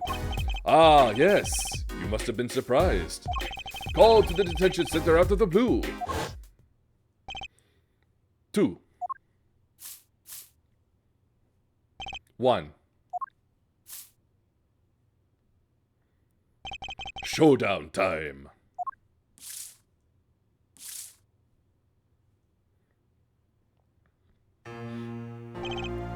I lost. It's only a game of poker. A game I've played for a long time and only lost twice. Who was the first? The man I killed, of course. You choose your defense attorneys by playing poker. Some are hired, others are fired. When you compete, you see a man's true nature. You know what I speak of. I know that you do. Trucy's power? Trucy? She is in a class of her own. For 7 years, I've played poker here at the Borscht Bowl Club. And I've never lost once. I'm good, but not that good. I win because whenever there's a big game, I bring in Trucy. And she sends me signals. Daddy, he's got a good hand. You might have a chance if you act quick. Better call him soon.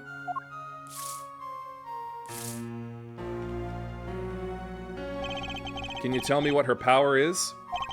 Judging a person's thoughts by reading their actions is a staple of performance magic. But those of Trucy's line possess far greater skill. Her line? Recall, you were the second man to whom I've lost. Magnifique Gramari. That was the first time I learned of this power, as you call it. Wait, so you're saying her power is genetic? It's just in the Gramari blood or something? Blood?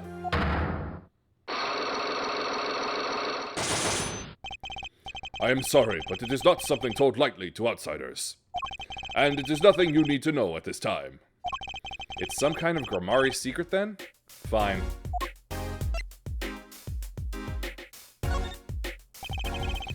She's 15 this year?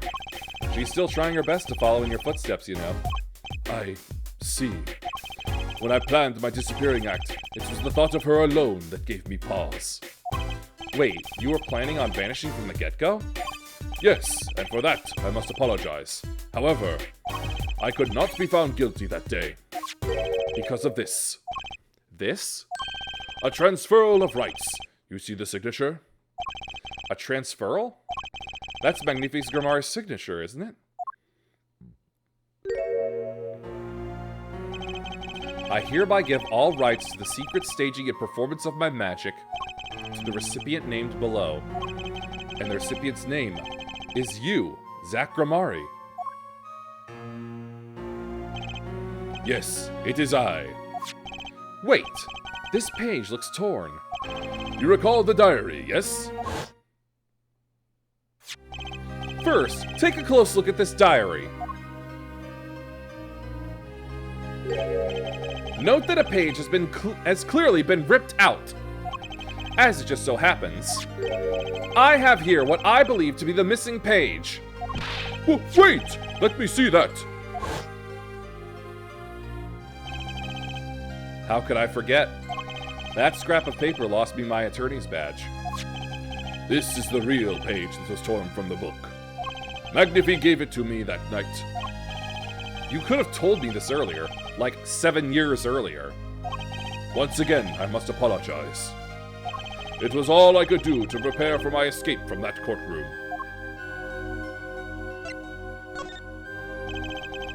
The greatest of Magnifi Grimari's illusions are true art. As such, they are well protected by this document. Only its bearer may perform his illusions on stage. Sounds like a pretty important thing to have if you're his disciple. As the rightful heir to his heart, I too wanted a rightful heir. Rightful? I'm sure you know who I chose as my successor. Your daughter. That is why I have risked all to come here tonight. Russell. Sir! Ah, here you go. What's this? A letter passing the rights I have inherited to Trucy. I would have you sign here as a witness. But I'm not a lawyer anymore. And you need a public notary besides. Ah, I may not look it, but I'm a certified notary. You are? By day, I wear notary's glasses and hunt for news. Also by day, I wear reporter's glasses and notarize. When I take off the glasses, I can't see very well. Your signature, please. This is the first reason I have come here tonight. Ah, I finally figured it out. Now I know why you've come out of hiding only now. It's been 7 years, you said? Precisely.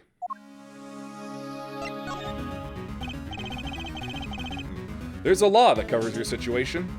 After 7 years, missing persons are considered to be legally deceased. So, if someone was to vanish from the face of the earth 7 years ago, they would lose all rights as a living person after 7 years from that day.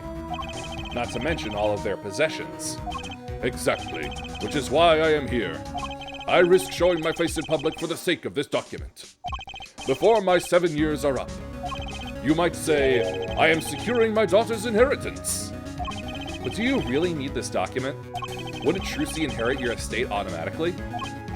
Not in this case, I am afraid. This case? Yes, I received the performance rights from Magnifi Grimari. However, this was done in secret, without the witnesses. Before Magnifi died, 2 potential successors to his repertoire were named.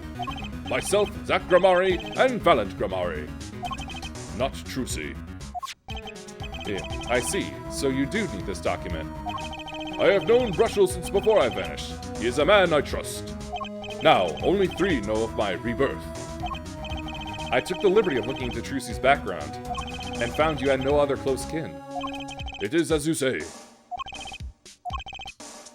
Okay. I was kind of hoping you'd say something about the mother at this point. I know everyone else, but Trucy's mother is a mystery.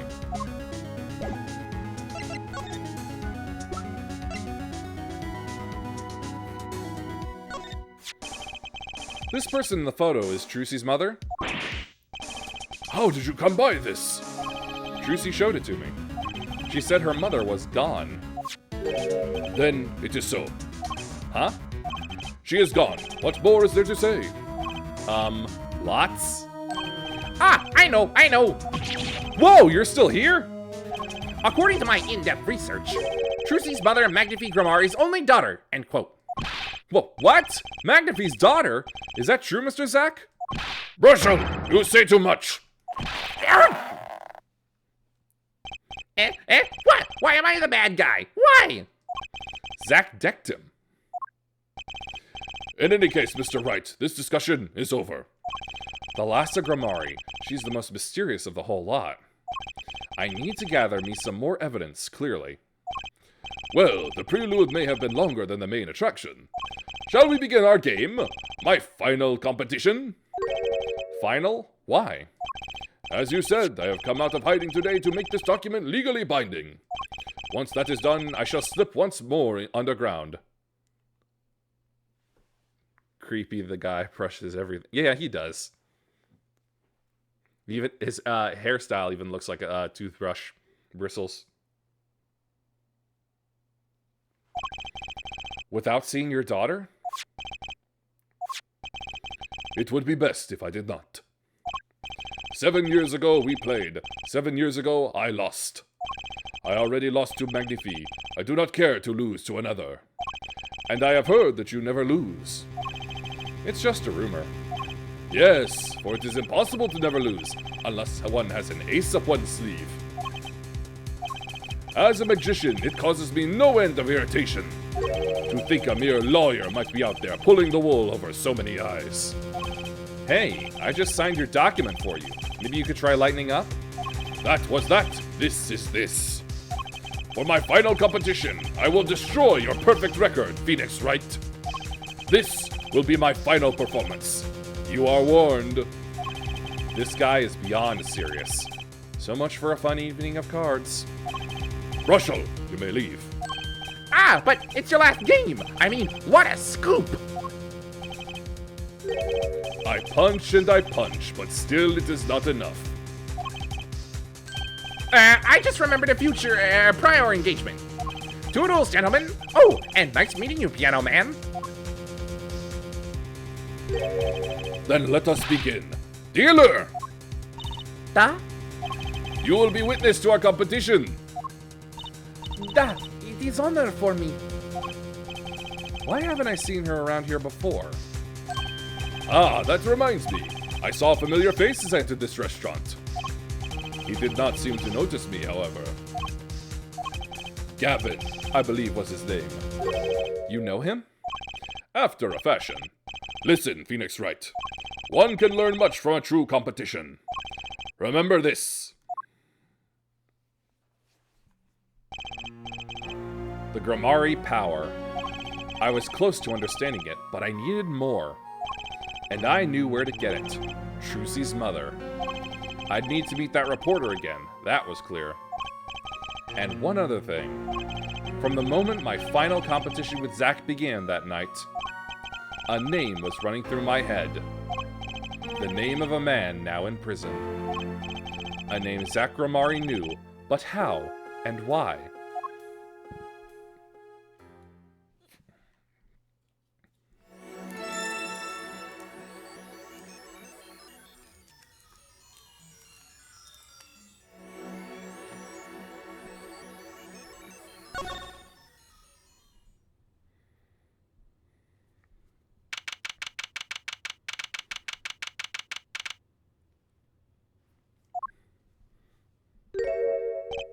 Well, well, isn't this an unexpected surprise? What errand brings you down to my cramped confines? Gavin. Is this your idea of revenge, Phoenix Wright? Revenge for the events that took away your attorney's badge 7 years ago? My past is like my logic, straight and true. Nothing's changed. All I did was point the finger of justice in the proper direction. Fine. I'm glad we could have this little tete-a-tete, right? You look well, Phoenix Wright. You too, Gavin. Life has been full of surprises for both of us. I've no doubt you never expected to lose that attorney's badge of yours. And I'll bet you never expected to wind up here. Shoddy Smith was the name of the man you killed. Did you know who he really was? Who he was? Zach Gramari. You know, the defendant. I remember him, of course. But you say Smith was Zach? Impossible. Don't even try to tell me it was a coincidence. What did I just say? Life is full of surprises, don't you think? After that trial, you were arrested and found guilty. But your motive was never made clear. A mistake I plan to remedy.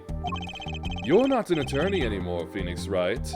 What possible conclusion do you think this investigation of yours can lead to? I killed a man named Smith with a bottle because I'm an evil human being. Ad break.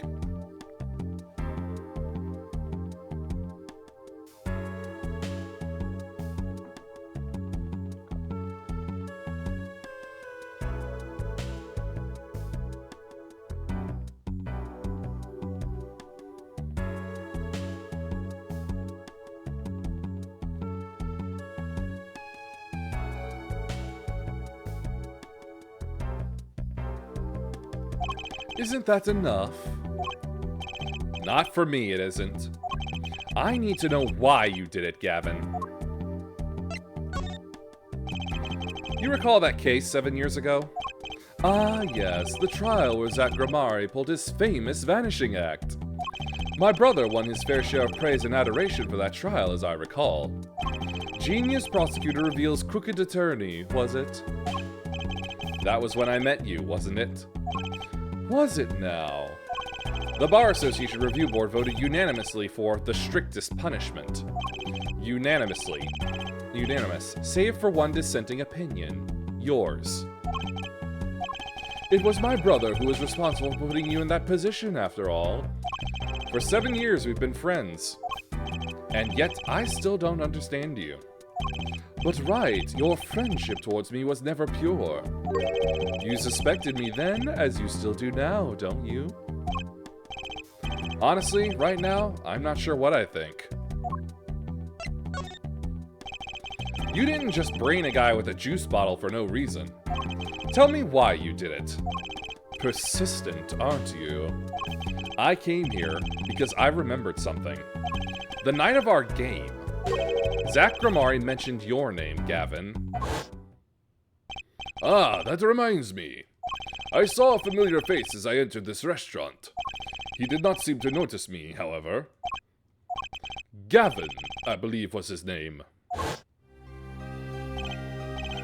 After that, he was killed, and I asked you to help me. Because I remembered your kindness back then when everyone had turned on me. I seem to be in a bit of trouble. Something like that. Dead. Someone hit him. Hard. Me? Please. The cops should be here any minute. I'm in your hands, should it come to that.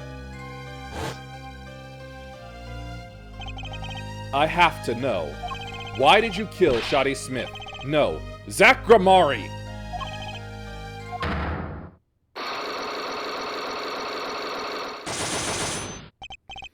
Whoa! I've never seen psyche locks like these. Dark, cold, full of despair. Can I even unlock these things? Something wrong, right? No, it's nothing. You shouldn't push yourself so hard. Life is to be taken easy, you know. He's doing his nails.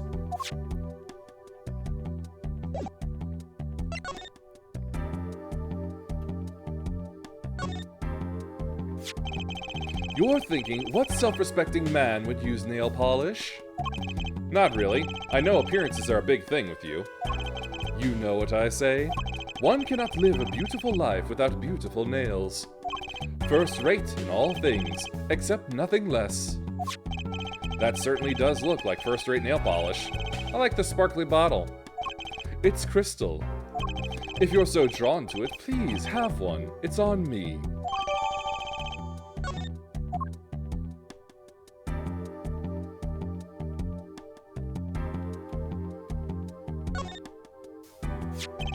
That envelope's been bothering me since I came in here. It's not nice to peek at other people's mail.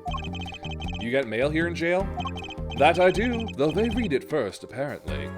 Still, I am allowed the pleasure of correspondence. Packages and the likes are a different matter, however. Looks like sneaking a peek is out of the question.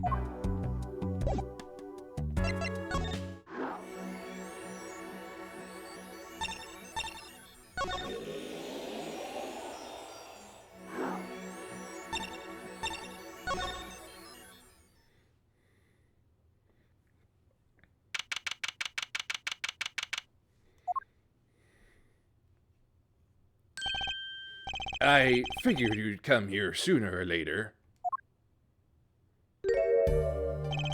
I decided on sooner. Drew Misham, was it? I haven't done anything illegal. And I didn't come here to whine about past events. I wanted to ask you some questions. I suppose you have that right. That day, the entire court descended into chaos. Only you stood still, your eyes calmly watching. I admit, it made quite an impression on me. I'm used to finding myself in outrageous situations. Phoenix Wright, was it? I'll answer what I can. I'm not sure, but it feels like I'm being watched intensely. Ah, this is my daughter. Vera, say hello.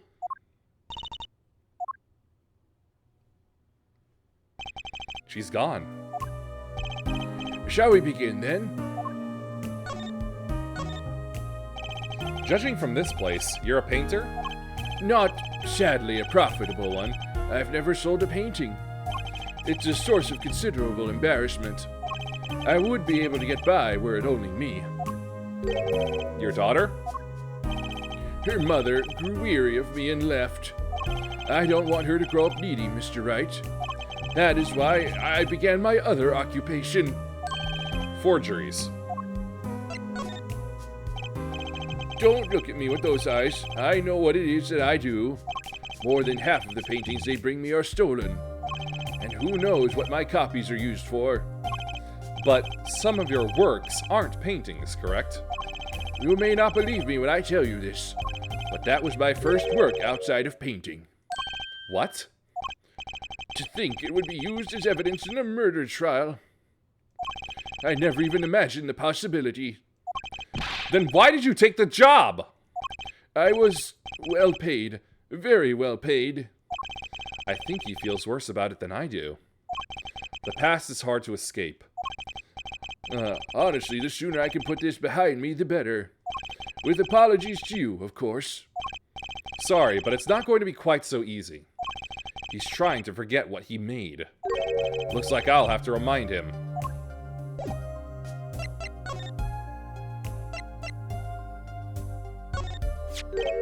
Your work.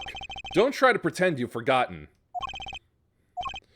Sure, all you did was make a copy. But that copy might have destroyed the life of an innocent man. I'm responsible too, which is why I have to know. And you have to tell me. I knew it would be difficult to escape this. Then, let's talk.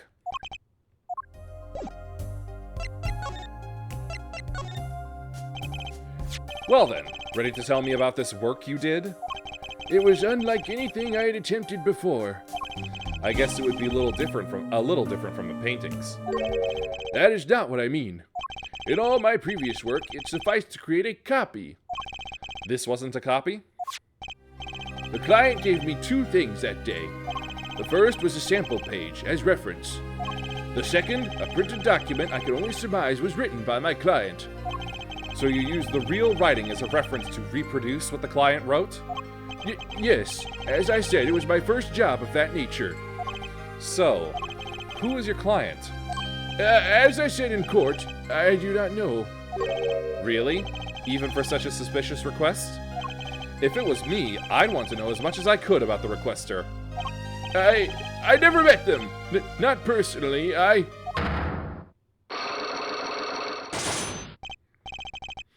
Ah, a psyche lock, of course.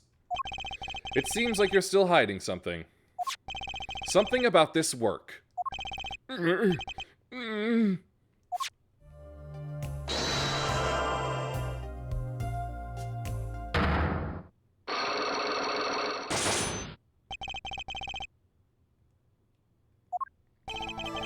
Let's hear it then. What are you hiding from me, Mr. Misham? I'm sorry, but I really don't know. I never met the client. True, when I asked the client's name, there were no psyche locks in sight. Regardless, you're hiding something. You have to be, otherwise it wouldn't make any sense. Why are you doing this to me? Well, I've made my stand. No backing down now. So, what's Mr. Misham hiding? I can pretty much piece together what it is from what you've said. What is it then? You told me what you knew about the client, and I couldn't see any psyche locks. Psycho locks? Is that some sort of asylum security? Or a new hairstyle, perhaps? But then they did show up, didn't they? Who was your client? As I said in court, I do not know. Really? Even for such a suspicious request? If it was me, I'd want to know as much as I could about the requester. I never met them. Not personally, Not personally. Those words triggered the psyche lock. Again with the psycho locks. Now I really must know what they are.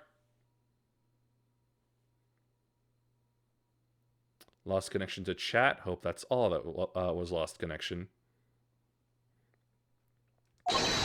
So, you didn't meet with the client, but someone else did. Maybe the real forger behind this evidence? Perhaps I'm hung up on this lock business, but I'm afraid you've lost me. Yeah, well, I didn't come here to talk about psyche locks. As long as I come to the right conclusion, it doesn't matter how I got there. And your conclusion is? The real forger behind this wasn't you, Mr. Misham. Poppycock! I don't know what you're talking about. That's my work, I tell you. Made here in my studio. Who else could it have been but me? That's the real question, isn't it?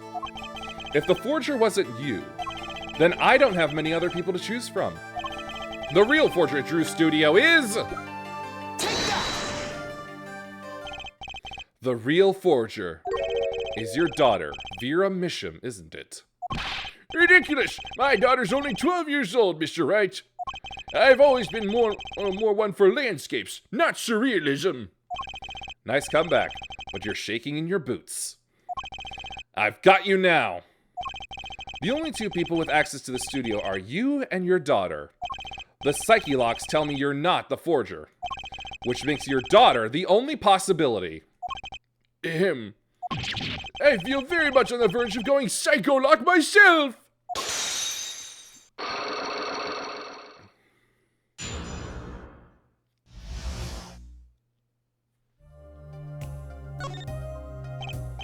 I don't know how you knew, but you're right. The one who made this page was my daughter, Vera, not I. She's only 12, a genius you might call her. A precocious little girl outshining her father. There's been a lot of that going around recently. I let her play in the studio and she watched me. She taught herself in that way. The drafting tools and analytical devices I bought when they became necessary. They're my little girl's playthings now. Ah, do I detect a bit of fatherly pride? So, Vera was the one who made this page. Would she know who the client was then? Actually, the client came once. Here, to this studio. What? Why didn't you say so sooner? But their face was covered, and they did not want to talk to me. So, they talked to your daughter? I will speak only with the artist, the client told me. Then that little girl is the key to our mystery client's true identity. Okay, what do I do now? Maybe I should talk to her father a bit more. Or is it time to turn my attention to Vera? Mr. Bisham, I have a request. Let me guess. You would like to speak with my daughter. Can I? My daughter has never been one to talk to strangers. She's quite shy, extremely so, actually. With only one exception. Which was? Oddly enough, it was that client. I left the studio while they talked. I returned when they had finished, and she was laughing. It was the first time I'd seen anything of the sort. Please, let me speak with her. All right. Uh-oh. This could be tough.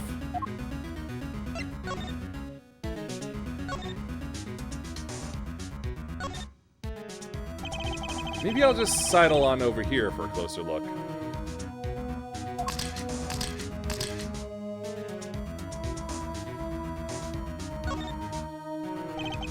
That's an awfully small frame. What's that inside it? A stamp? Ah, please don't touch that. I'll get in trouble. That stamp belongs to Vera, you see. She always puts it somewhere she can see it. That's Zack and Valent, the Grimaris, isn't it? The post office issued that commemorative stamp last year, when the Grimaris were at the height of their popularity. Not anymore. Now that one of them has vanished off the face of the earth. Vera went to see one of their shows when she was quite small. She's been a dedicated fan ever since. She watched them every time they came on TV, until the end. I see. That stamp's quite hard to come by, I hear. I still wonder how she got her hands on it.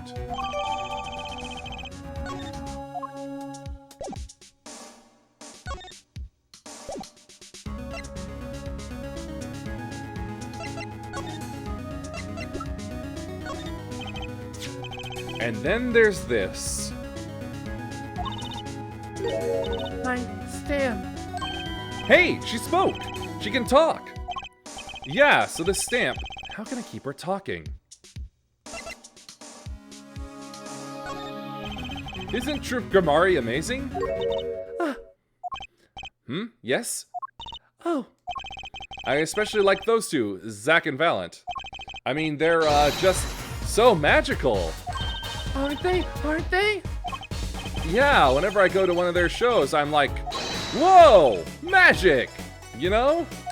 Me too, me too. I love them. They're so cool. It's like magic. Yeah. All right, she's talking. Not saying much, but it's a start.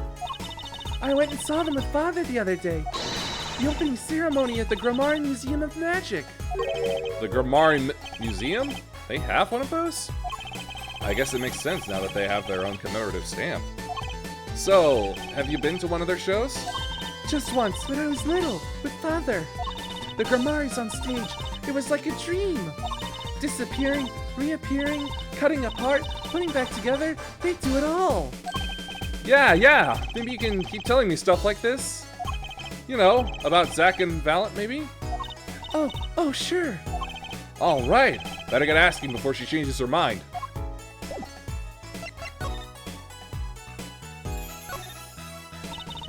I don't go outside much. I like to paint in here. Why don't you like the outside? There's bad people out there. Well, true, but there are lots of good people too. Actually, I should tell you. She was almost kidnapped once. Kidnapped? Since then, she's been, well, you can see for yourself.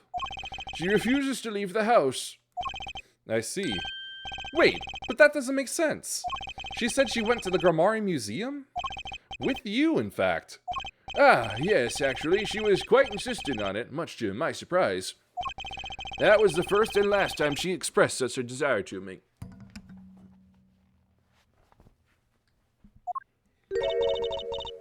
That person gave me a good luck charm A good luck charm? for when I absolutely had to go outside. Yes, apparently she received something. A gift. From that client, actually. She won't tell me what it was.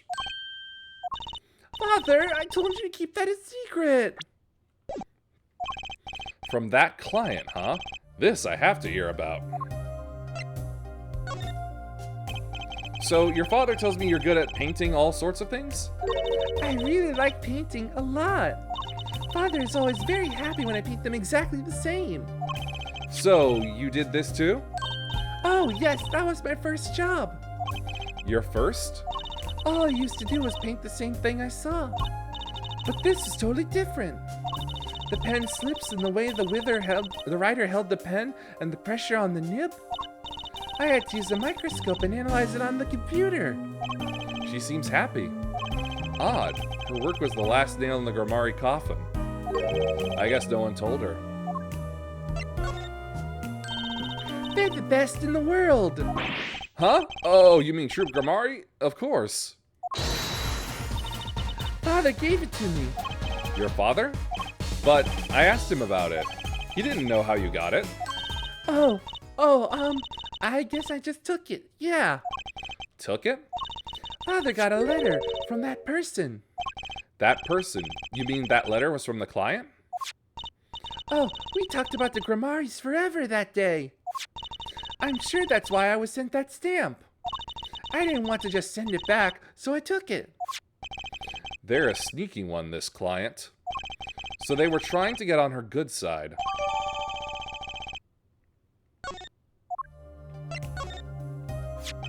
So, you met the person that asked you to do this job? And you talked with them? What's this about a good luck charm you received? I can't talk about it. Eh? If I do, it won't work anymore. That's what I was told. Yeah, but I really have to know.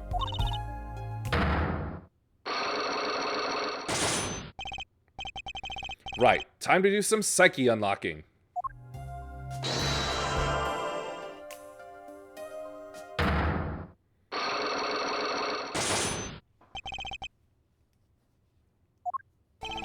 You seem to trust this client. Quite a lot, in fact. Because they gave you this stamp? No, that's not why.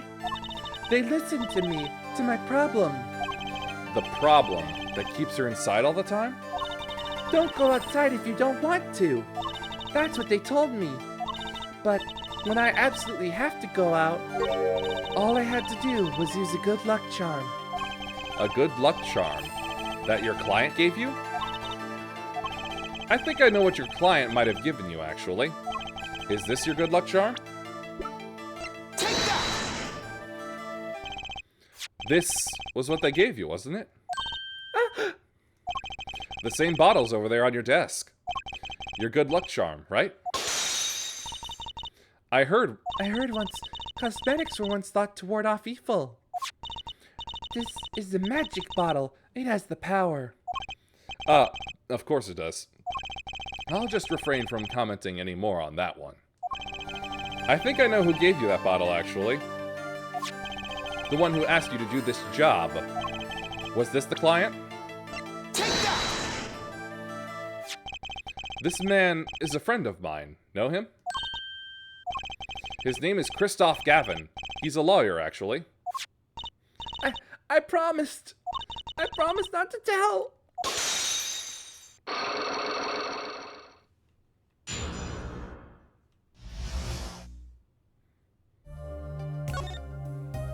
I'm sorry. I can't talk about the client. I promise. And if I break my promise, the spell won't work. I don't need a name anymore. I've got my answer. You're pretty confident in this charm, then. I think they might be the devil. Huh?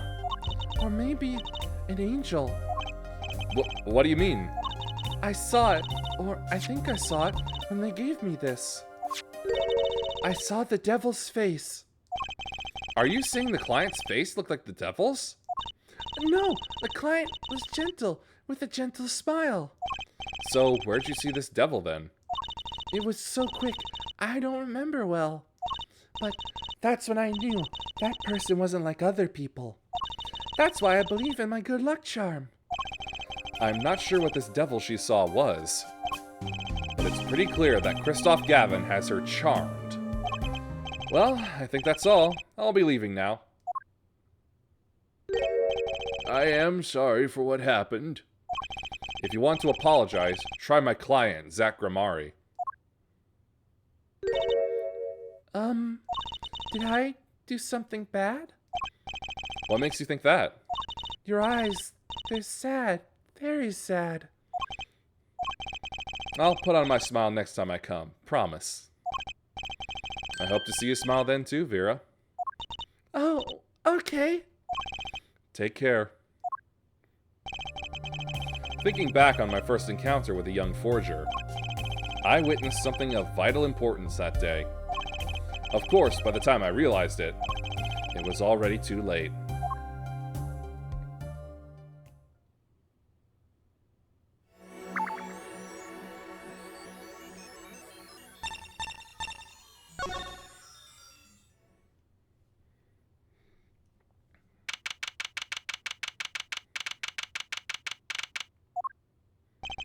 What strange sight doth mine eyes behold?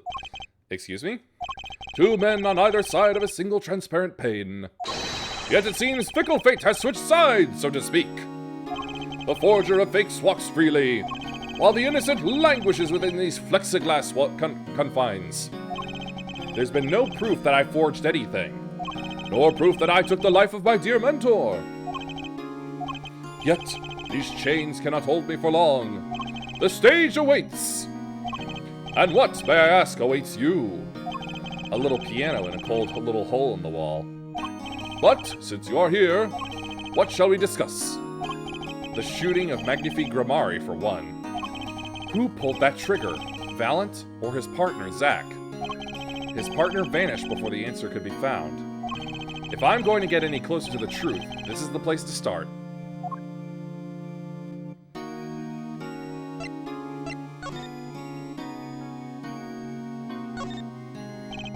I have to hand it to my partner. He knows how to make an exit. That's talent. Yes, he made my attorney's badge disappear. He never even touched it. Glory's spotlight always leaves someone weeping in the shadows. Yet his very disappearance is itself a revelation. Revealing what? Zach Gramari killed Magnifi. It's as good as a signed confession. That's certainly been public opinion's take on it. I grow tired of my cage, and the time of my release is near. I must go and prepare.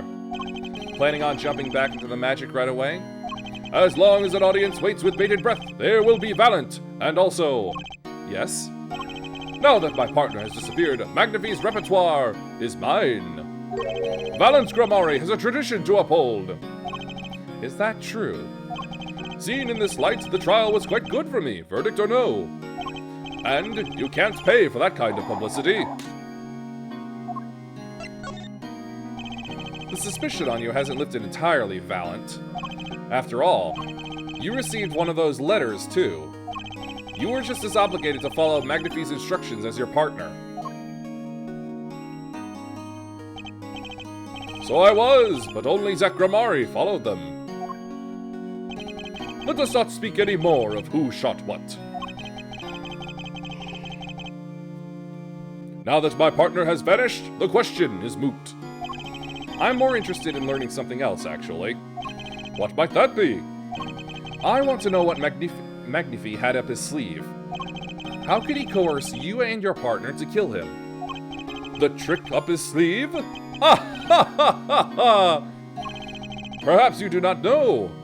Know what? A great magician never reveals his secrets.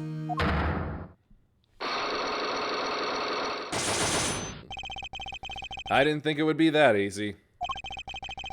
The audience must remain forever in the audience, bathing in the reflected glow of the spotlight.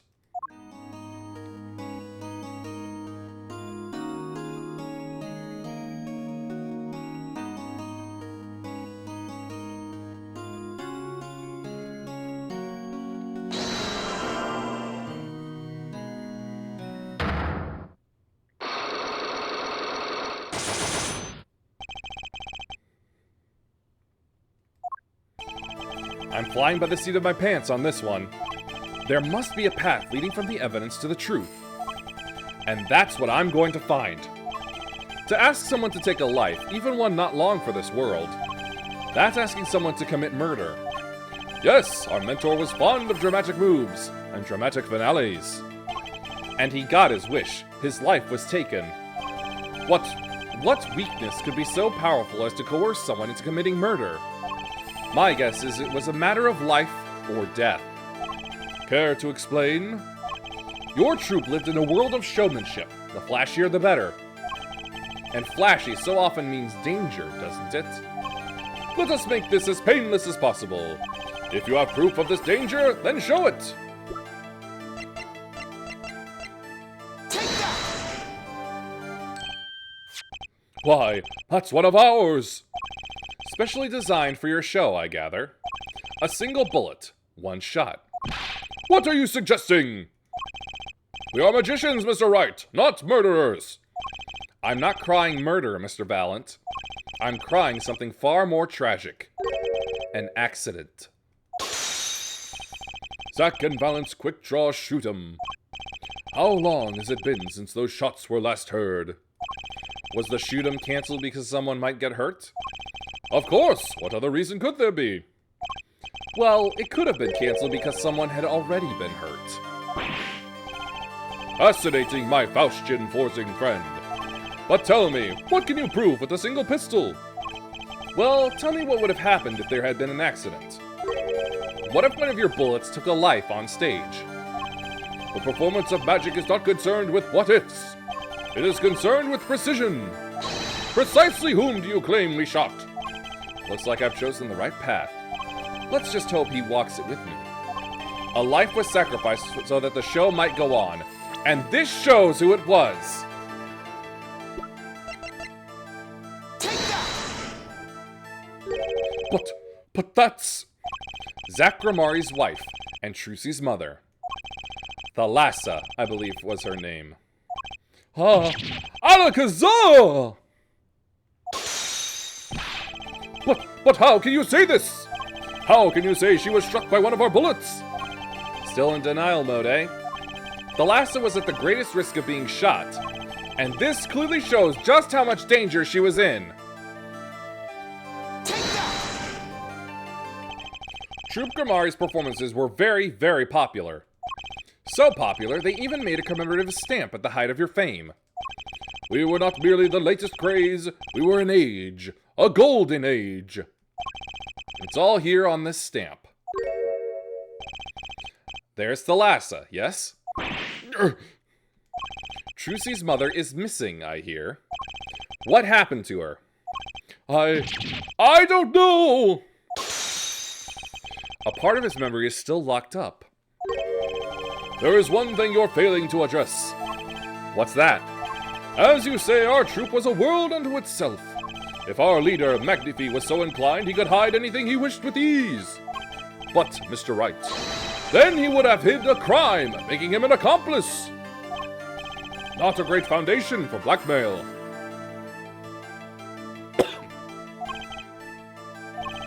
Valent's got a point. If one of the troop members died in an accident and Magnifi covered it up, his innocence would come into question. Found the right address, Mr. Wright? I'm so close. There has to be something about how Thalassa's death could affect Zack and Valent's relationship with Magnifi. I see in your eyes, you still have something to say. How can you possibly prove more than you already have? I'll prove why Thalassa's accident tied your hands so completely. It's going to take a little knowledge of the players to crack this one. The accidental death of Zack's wife tied both your hands. And this information proves why Magnifi held so much power over you.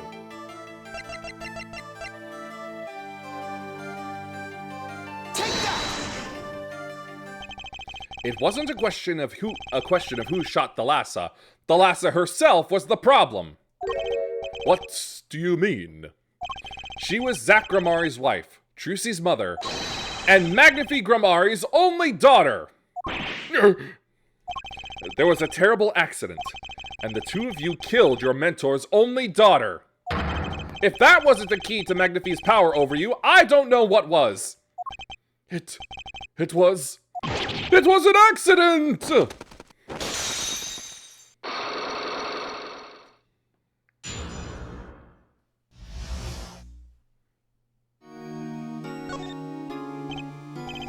There's no proof, none at all! But the Lhasa went missing, and your mentor blackmailed both of his disciples. It doesn't take a genius to put one and one together. Ours was a complex family. You mean Troop Grimari? The Master, Magnifique Grimari, his only daughter, and his 2 disciples. That does sound like a recipe for disaster, doesn't it? Do not be tempted into faulty flights of fancy. Yes, there was an accident. But that is all it was, an accident. Zack and Valent's tour de force. The guns blaze, the bullets fly, straight toward that beautiful body on stage. And then crash, zing, pow, into everything but her. Now that is magic. It happened one day when we were practicing.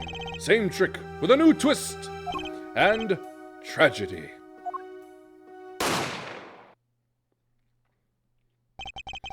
But as for whose bullet stole Thalassa's life, we shall never know the answer. Thalassa disappeared from our lives, and Zack was bereft of his wife. Trucy lost her mother, and Magnifi his daughter. And that led to blackmail, I take it. It is all part and parcel of the darkness that comes when the curtain falls. Why didn't Magnifique Grimari try to cover up the accident? It was his own daughter who died. All I can say is it was a critical time for Troop Grimari. A passing of the torch from Magnifi to Zack and Valent. We all sacrificed so that it might be a success. Thalassa's death was the greatest sacrifice of all. Yet, even when her life was extinguished, her presence was not. What do you mean? In time, we, myself and Zack, we found we could no longer oppose Magnifi's wishes. Magnifi forced us to perform his art for his benefit. I see. I guess I can understand. I mean, he did lose his only daughter. But do you not find cowardice in his actions? Huh? To decide to hide the truth of your own daughter's death is one thing, but then to hang that death as a guillotine above our heads? Things were dark behind the scenes in Troop Grimari, that's for sure. Does Trucy know? She was not told, naturally. Who would want to know that their father might have taken their mother's life? True. I had not thought of that accident for a very long time. I'm sorry to dredge up old memories, but this has helped a lot. Not to find Magnifi's slayer, I should think. True. After that accident, there was one who came sniffing quite persistently. A reporter? He called himself a newsman at the time. Often I spied him looking around the dressing room, doing his research. Would you happen to remember his name? What was his name? Sorry, I have forgotten. But in the course of his interviewing, he became quite close to my partner, Zack. I liked him not. I see. His name, I do not recall, but his scent, the cloying aroma of mint. Yes, whenever he smiled, which was far too often. No, I see. Thanks for your help. It does no good to interfere with the past, Mr. Wright. You will not uncover answers, only wounds. I'm sorry. I'd begun to notice a dark curtain hanging over Troop Grimari, and I began to realize what I had to do. I had to protect Trucy from that darkness. The reporter he mentioned, the newsman, I never learned who that was at the time. Though I've got a pretty good idea who it is now. That smile and the sickly sweet smell of mint. The last floss-thin thread connecting Zack Grimari to this world. Sooner or later, I'd have to track him down.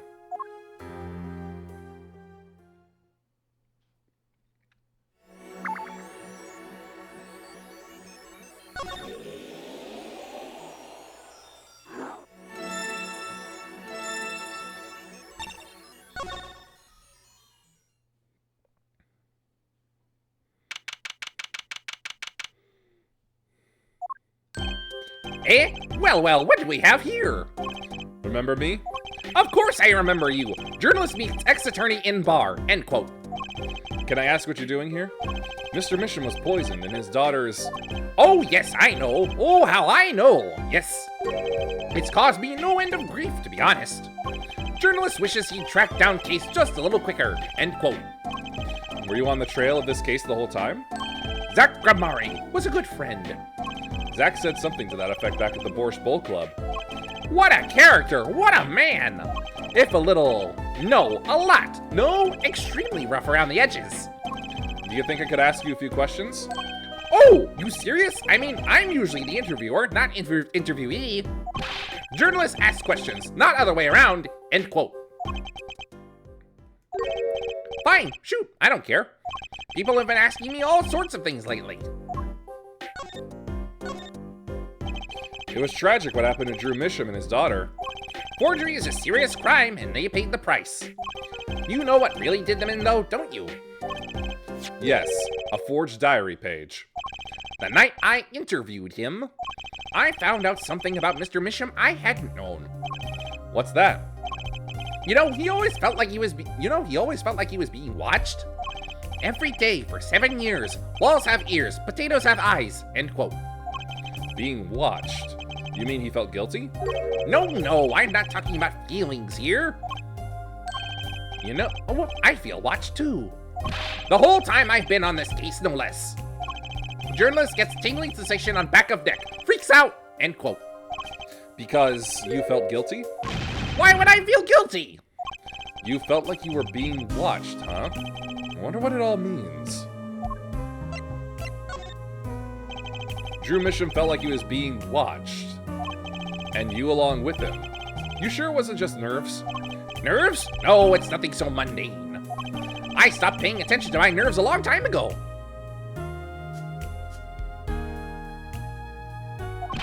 But I felt it too. Journalist sure he is being watched. End quote. Don't you wonder why Zach Gramari got rubbed out after 7 years? Right after coming into contact with me? He completely vanishes from that courtroom. Then, for 7 years, he talks to no one, not a soul. Then, just as the remaining time was almost up, he contacts me in order to have this made. And then he dies. Starting to put the pieces together, are we? And you were being watched this whole time? Maybe not just me. Maybe you were too. Me? I met Zach through that case, actually. You mean the shooting of Magnifique Gramari? No, before that. It's not widely known. You mean the accident during the quick draw shoot 'em practice? My, you're well informed. You should have seen me back then. I dug up quite the scoop. I wanted it all. Money, fame, women, a little puppy, all for me. I was younger then, and my days and nights smelled of fresher mint than they do now. Valent Gramari did mention one particularly nosy reporter. In fact, I was on close speaking terms with Magnifique Gramari at the time. I knew his daughter too, of course. Thalassa, was it? Really? Then Thalassa disappeared, quite suddenly at that. And Magnifique wouldn't say a word about it. Yeah, my evil habit got the better of me.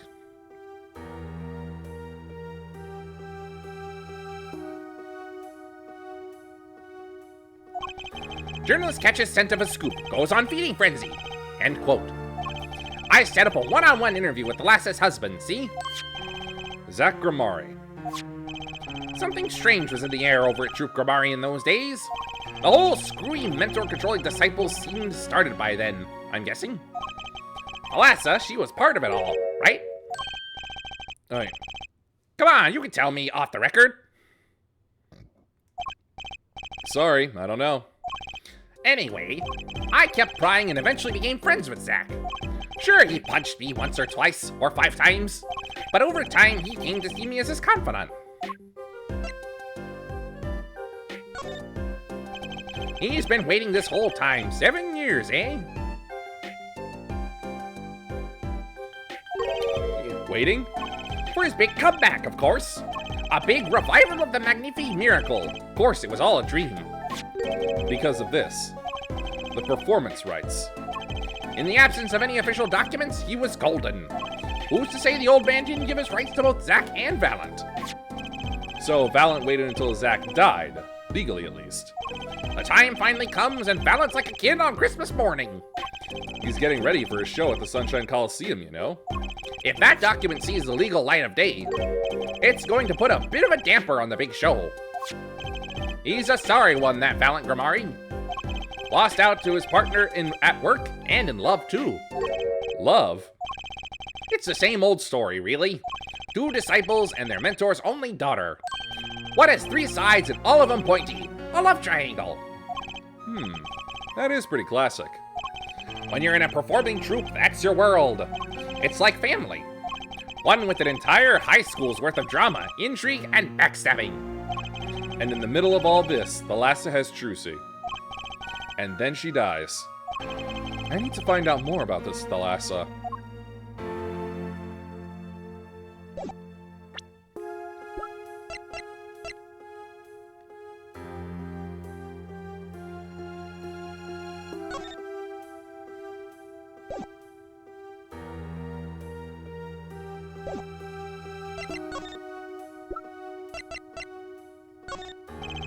Mr. Brushel, do you know this person? Do I know that person? Of course! I was friends with Zack, after all. He hit me a few times. 5 times, actually. But still, I'd never forget his wife. Thalassa Grimari. Magnifi Grimari's only daughter. Do you think you could tell me more about her? Well, why the heck not?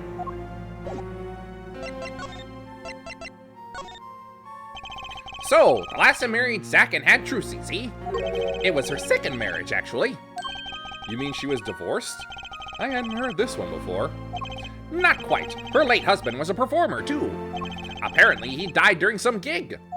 Tragic, really. They had only been married 1 year. I didn't know. Ah, but she was a beauty. I still carry a portrait photo of her around, you know?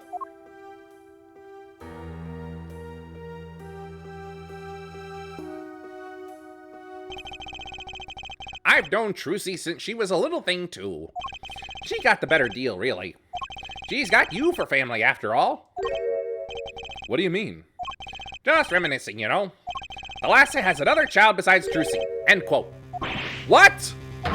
But Trucy said she was an only child. Ah, yes. This one she had with her previous husband. Her previous husband? Her first husband who died during a performance? Yep, they had themselves a kid. Another orphan now. That's another one who slipped through the cracks. No idea where they are now. Thalassa had another child? Do you think I could borrow that photo? Sure, I can be generous on occasion, you know. I won't need this locket anymore. Better return it to Trucy before I forget. People and events all get tangled together and get biggerer and biggerer. Don't you think? I was too busy wondering about biggerer to listen to what you were saying. Sometimes you just gotta accept that you won't be able to untangle it all, I think. Maybe so, but still. I have to do what I can. And I have to tell what I find to those who come next. Next, you say? I'm not the one who will close the curtain on this little play. Apparently, that's not my role anymore. Magnifi. I was just wondering what Magnifi would think of all this. What do you mean? Haven't you seen it in Trucy? She's got his power. You mean how I can't lie to Trucy? It was the same with Magnifi. And with his daughter, Thalassa. It's a strange thing. You think it's some Grimari gene? Magnifi told me once back when Zack married Thalassa. He said Zack had good eyes. But not good like a Grimari's eyes. Not that good. I wonder if Zack ever played a game of poker with his wife? Who knows what the Grimari secret was? Maybe nobody, now that Zack's gone. Zack Grimari.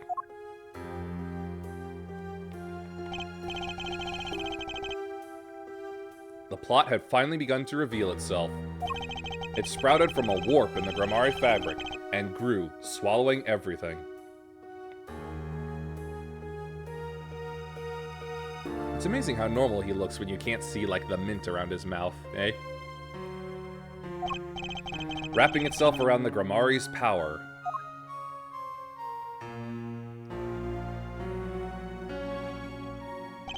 A power which passed from Magnifi Grimari to Thalassa to the next generation. And I would once again need to meet The one who bridged it all together.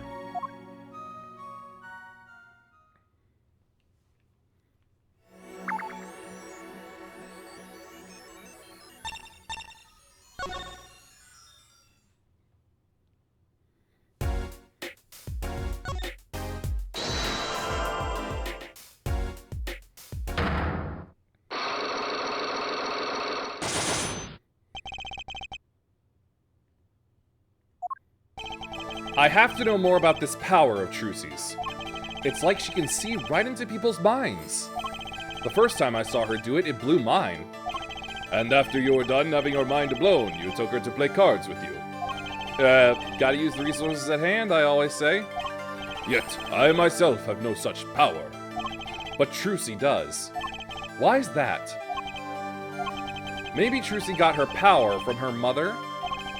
Thalassa Grammari? I will not speak of that! Thalassa is officially missing, correct? And I think I know why you don't want to talk about her. Take that! The three of you were a team once.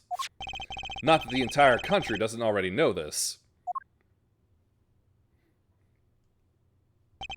At your peak, you were the biggest stars around. Yet, there's another story behind the fame, one that not many know. Thalassa lost her life during a rehearsal. To you and Valiant Grammari's bullets. It was an accident! It wasn't me. How could I shoot my dear Thalassa? I'm sure Valiant would say the same thing. Why, it's just like another murder I might mention. Damn you! Her eyes. I loved Thalassa's eyes. To think they could read my mind was frightening. Yet there was a warmth in them that felt like an embrace. She is dead, and Magnifique Grammari has joined her. So the only one with her power left now is Trucy? Mr. Zack? I do not know. I don't need any power to see through that one, buddy. So there's someone else, someone other than Trucy. Someone who inherited Thalassa's power. Ha! Ha! How would I know? My chances are slim. It would take a miracle to learn the truth. Or maybe one has already occurred.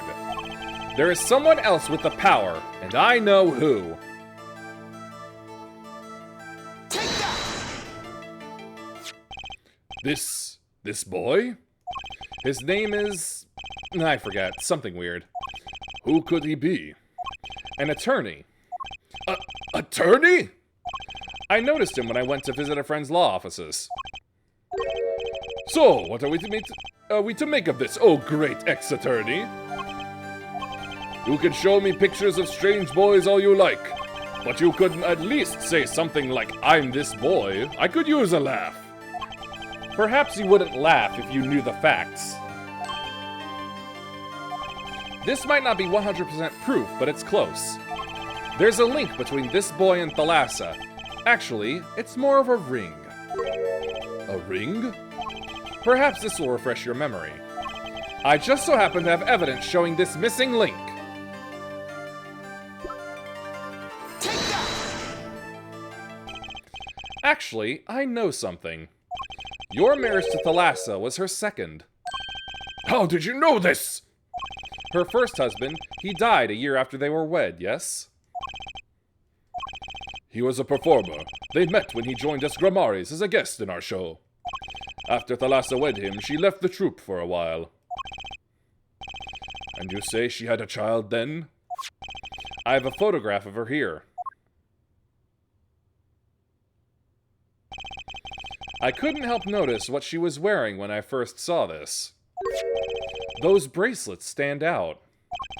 They are a Grammari family heirloom.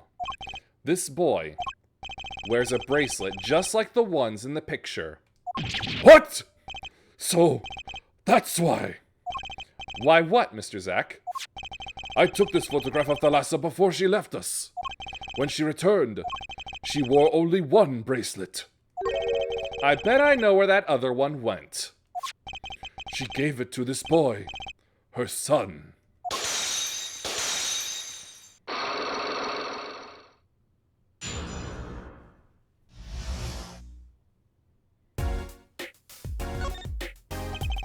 This strange power, I myself do not know from where it comes.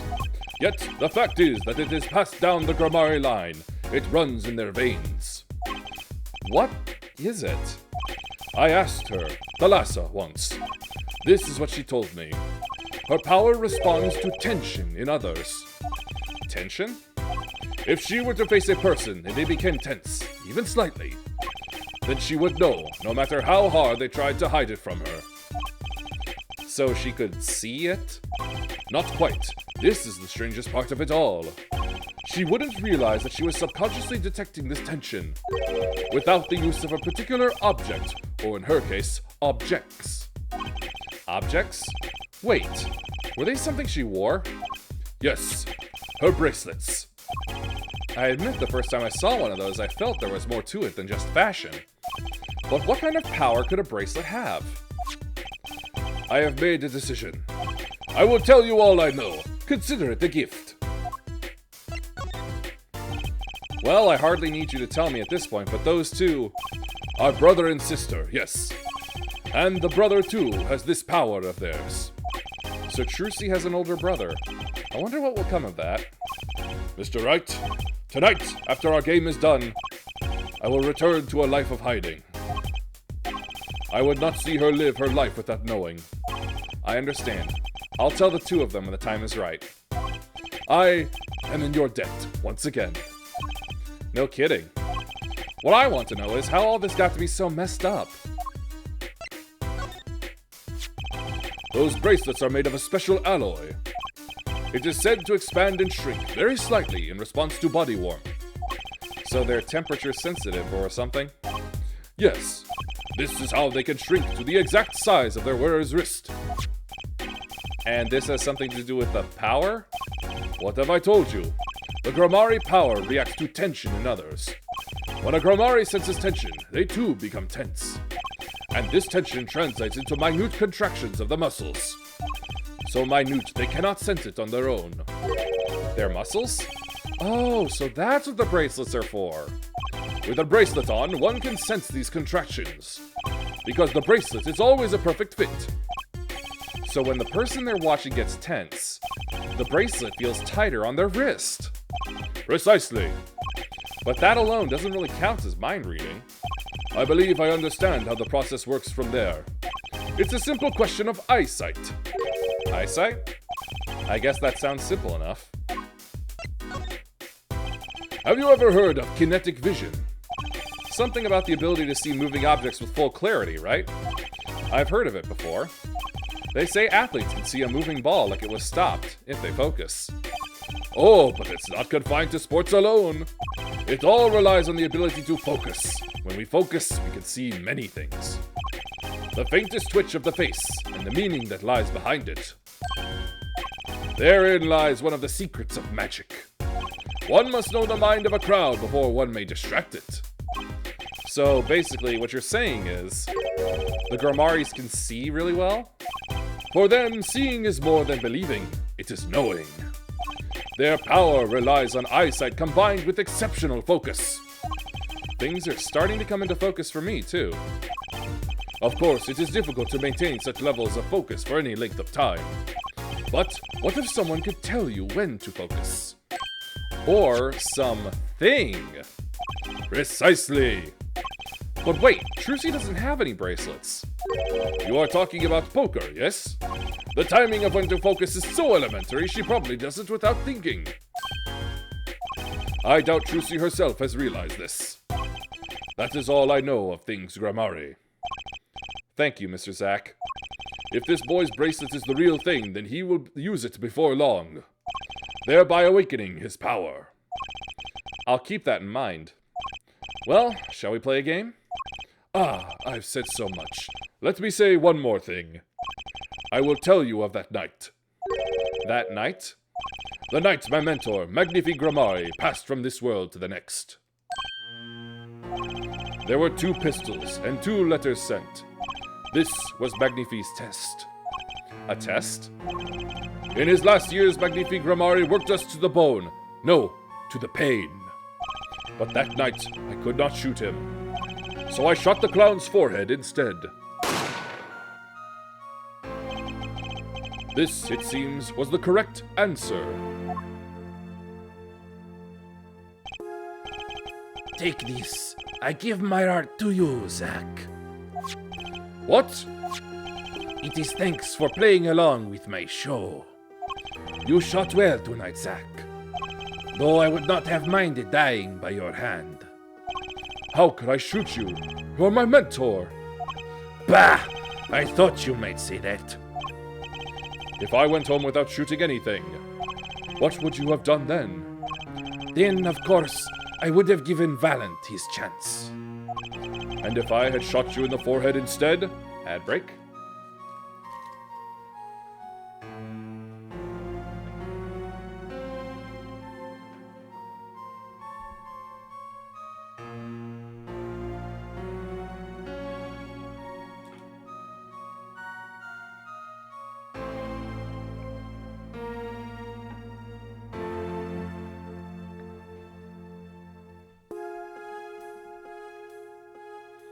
And if I had shot you in the forehead instead? Then it would be over. If you or Valant were to shoot me in the head, then I to the darkness would go, and my art with me. A fitting end, don't you think? Oh. Yet this ending too gives me no cause for regret. I thank you, Zack. And I am sorry. I have done much that was wrong in my day.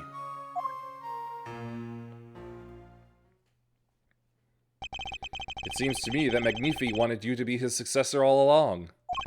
That's why the time he gave you was earlier than Valant's. Perhaps, but it is not something we will ever know for sure now. I wonder, what is Valant up to these days? Waiting for you to die. If 7 years pass like this, the performance rights go to him. Ah, and now here I am, and his dream is ended. It's worse than that, actually. Public opinion's a fickle thing, you know? What? You don't mean to tell me they put the blame for our mentor's death on him? The trial ended when you vanished, Mr. Zack. There were even rumors that Valant had helped you pull it off. But that's madness! Well, it seems that before I can once again disappear from this world, I have one more act to perform. Isn't it odd that sorting out my life should prove so complicated? Even though I'm dead?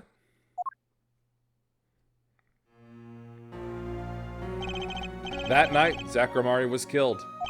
He died as Shadi Smith, a mysterious traveler with a secret past. But he left one thing behind before he parted. This.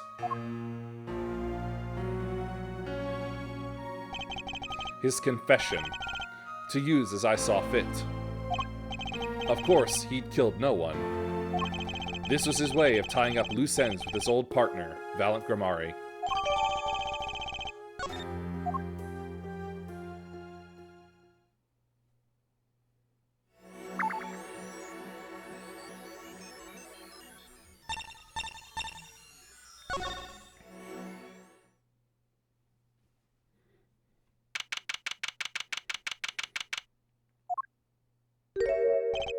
Well, this is a blast from the distant past. Long time no see, Mr. Valant. 7 years, has it been? Frankly, I didn't think I'd ever see you again. Actually, I came because there's something I want to ask you. I've spoken to the press. I've nothing more to say. I've spoken to a lot of people myself, and come to some conclusions. But then I realized I needed to hear it from you. I have walked a difficult road these past 7 years. Because you couldn't perform Magnifi's repertoire? Do not be deceived! Valant's skill is the real deal. I do not require my mentor's hand-me-downs. No, it was my partner who slowed me on my way. Zack Grimari. His rather well-performed disappearing act 7 years ago was the end. Or so I thought. Zack Grimari murdered our mentor and fled to escape punishment for his crime. You said something to that effect 7 years ago, didn't you? I remember it as if it were only yesterday. Yet, that was not the way of it in the end. For while he vanished, the suspicions upon my own person never did. His partner Zack vanished to protect him. That's what those thieving magpies of a press said. I had no idea. Yet that very same press comes to me now, feigning interest. They cover the greatest magic show in history as if it were a vaudevillian distraction. And here must I stand, smiling at them all. What am I, if not a player in some fiendish farce? Might I suggest it's because you never made it clear what happened? Magnifique's death is still a mystery to this day. Which is why I came here to get the answer from you.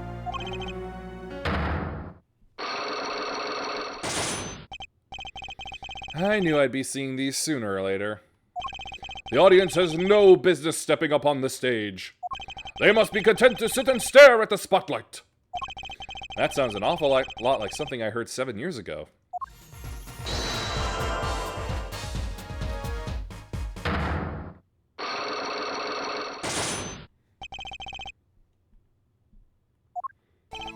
Ask what you will, you'll get nothing from me. I'm as much a part of this affair as you are now. I have to know what happened. For 7 long years I have endured. Now, finally, the curtain lifts on my new golden age. All the miracles of our troupe within my grasp. Sorry to do this, Valiant, but right now I need answers.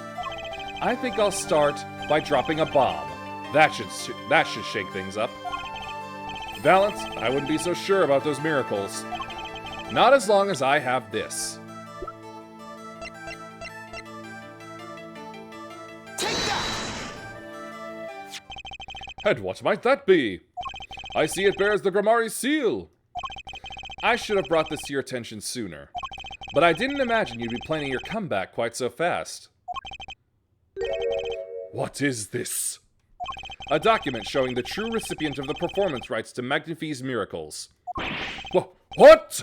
Zack Grammari? He wrote this? What? He passed everything to his daughter? Trucia Nigmar. Actually, she's officially my daughter these days.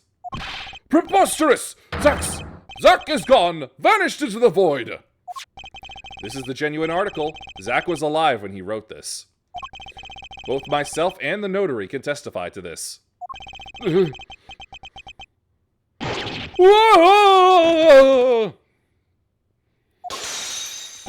Why does fate toy with me so? Why must my life be lived in thrall to the dead? You're not the only one with that problem. But he shot Magnifique! Yes, it was Zack! It was! And then he left, and my career as a magician fell into darkness. Did you think there might be some way out of it? Say, if you could prove Zack Grammari shot Magnifique? Was that why you testified? Yes! My way out! It should have been my way out! Well, it might not be too late, Mr. Valiant. All you need is a way to prove your case. Who really killed Magnifique Grammari? Take that! I believe I have the answer to your prayers right here. Zack Grammari wrote one more thing before passing on. But this is a confession! In which he admits to the killing of Magnifique Grammari. See? All according to your plan. I am a magician by trade. Deception is my life's work. I fool the audience, give them a fleeting dream. Yet, it seems the tables have turned. Now I am the audience, believing in the deceptions I have wrought upon myself. Zack wrote this right in front of me, after I explained your situation to him. Alaka Zong!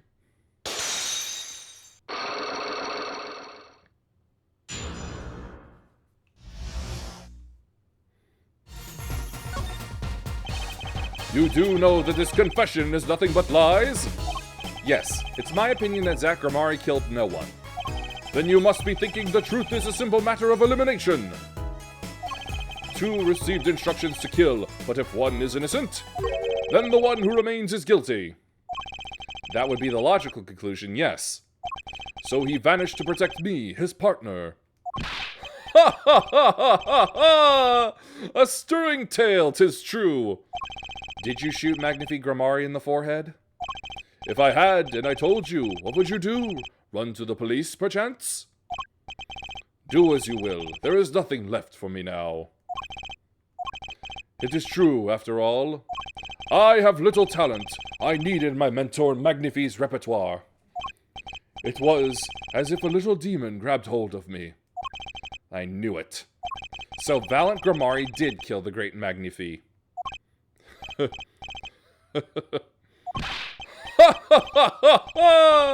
So sorry, Mr. Wright. But it was not I who shot my mentor. But what?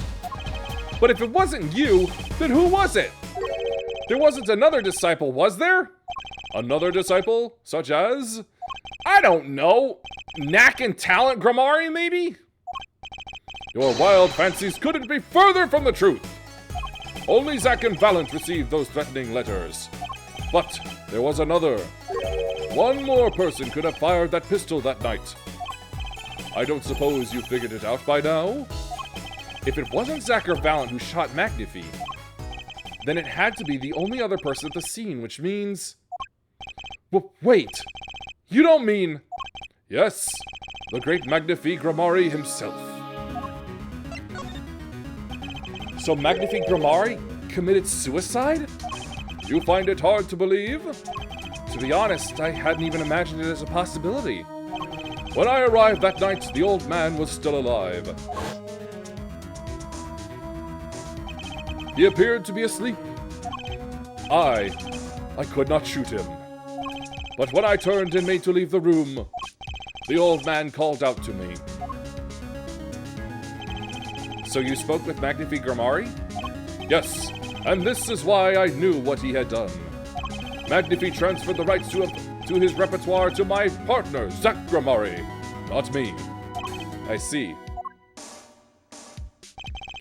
Then I guess I owe you an apology.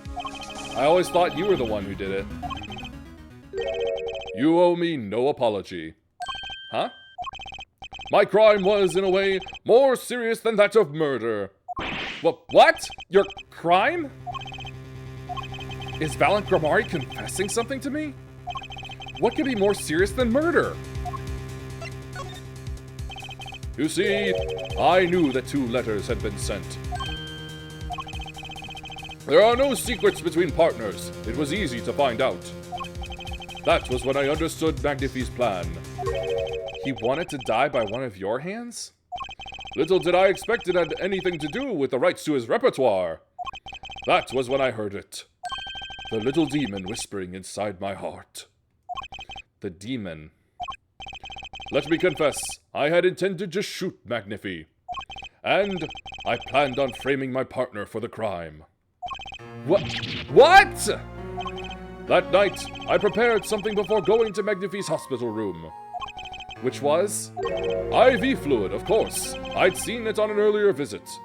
If Zack did not shoot, I would do the deed. Then, I would use the IV liquid to place the murder on his hands. That was my plan. But you didn't shoot him. I could not. The demon in my heart fled when the moment came. But then Magnifi called me back. I am sorry, Valiant.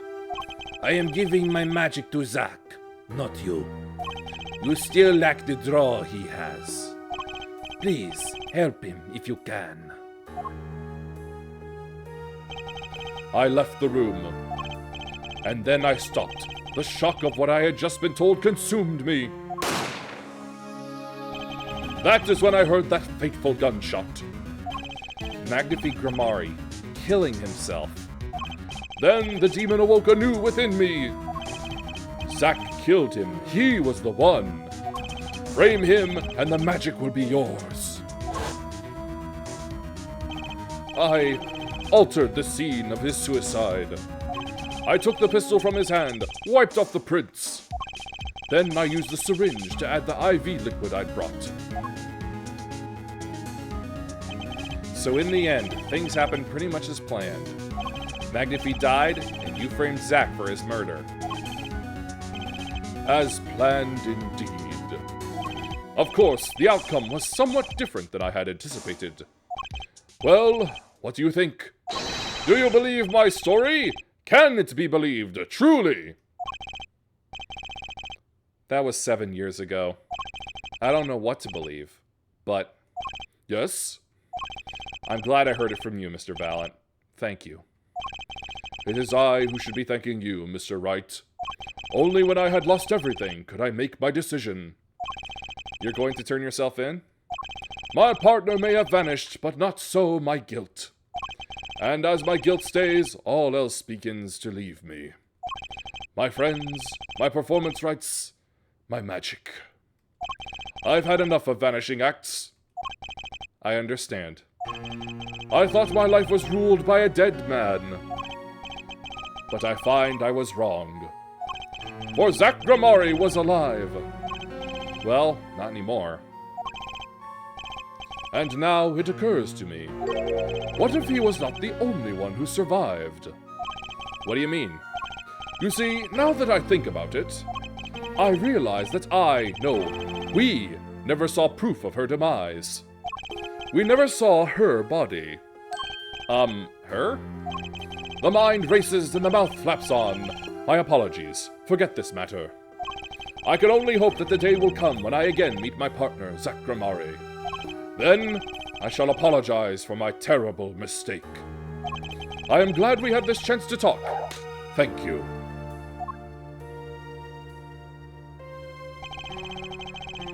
Zach Gramari, Shoddy Smith. Whichever name you prefer, he is no longer with us.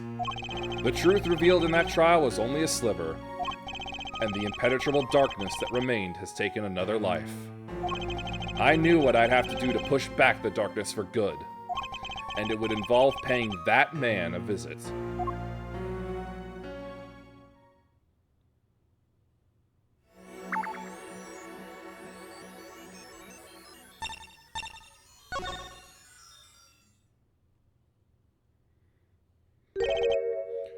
Sorry, sir. Prisoner Christoph Gavin is currently occupied. I see. Do you know when he'll be finished? Well... Could you go find out? Certainly, sir. Please wait here a moment. My apologies to the guard, but there's something I need to see.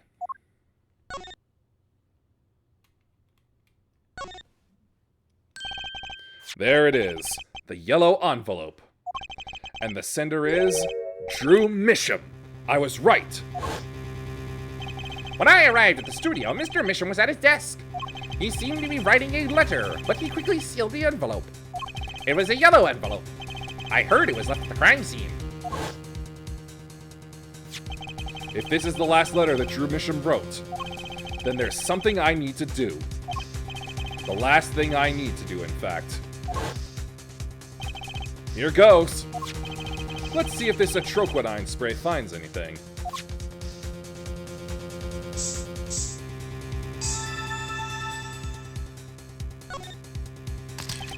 So this was Drew Misham's messenger of death.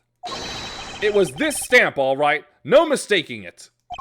And his last letter was sent to Christoph Gavin.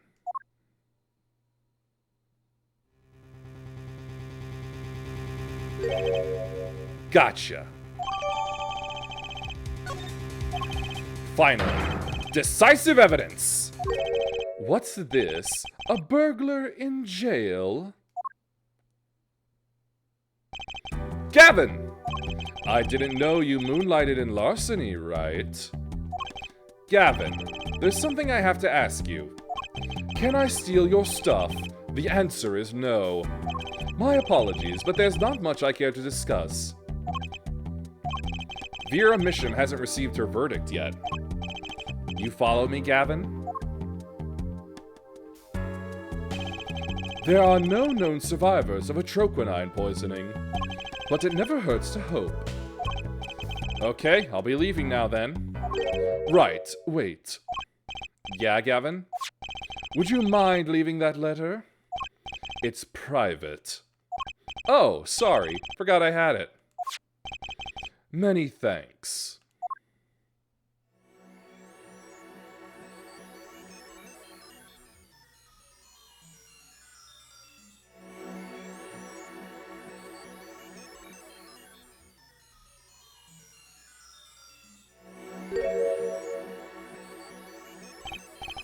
We've now seen all the clues in this case. Clues I gathered over 7 long years. Now, it is time. Every story has an ending. We've come to the final chapter, the final trial.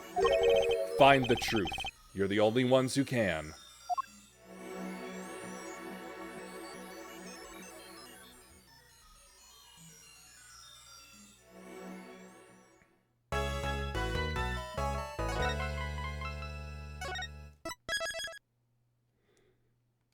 Which will unfortunately mean waiting a while.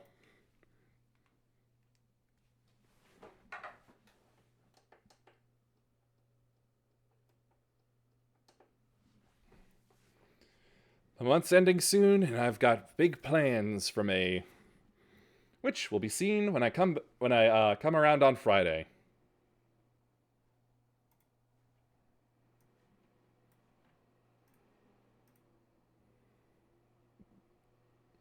Let's see.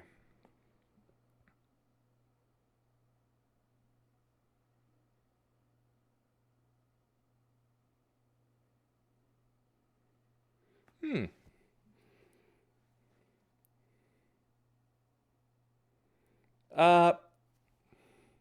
gonna see someone I haven't exactly popped in on before. And that's someone I'm interested to see more of, honestly. So, who's doing a little Ratchet and Clank right now? Wow, if only my caps lock worked and I could spell correctly. They're a sometime collaborator of Melissa, the Tiefling. So, I want to see what they're up to. Feel like I ought to see more of them. So, that's where we're going. We've arrived at our destination. Please watch your step as you disembark. Please follow if you liked. Thanks for watching. Peace be with you, and may the forces of evil be confused on the way to your home. Bye.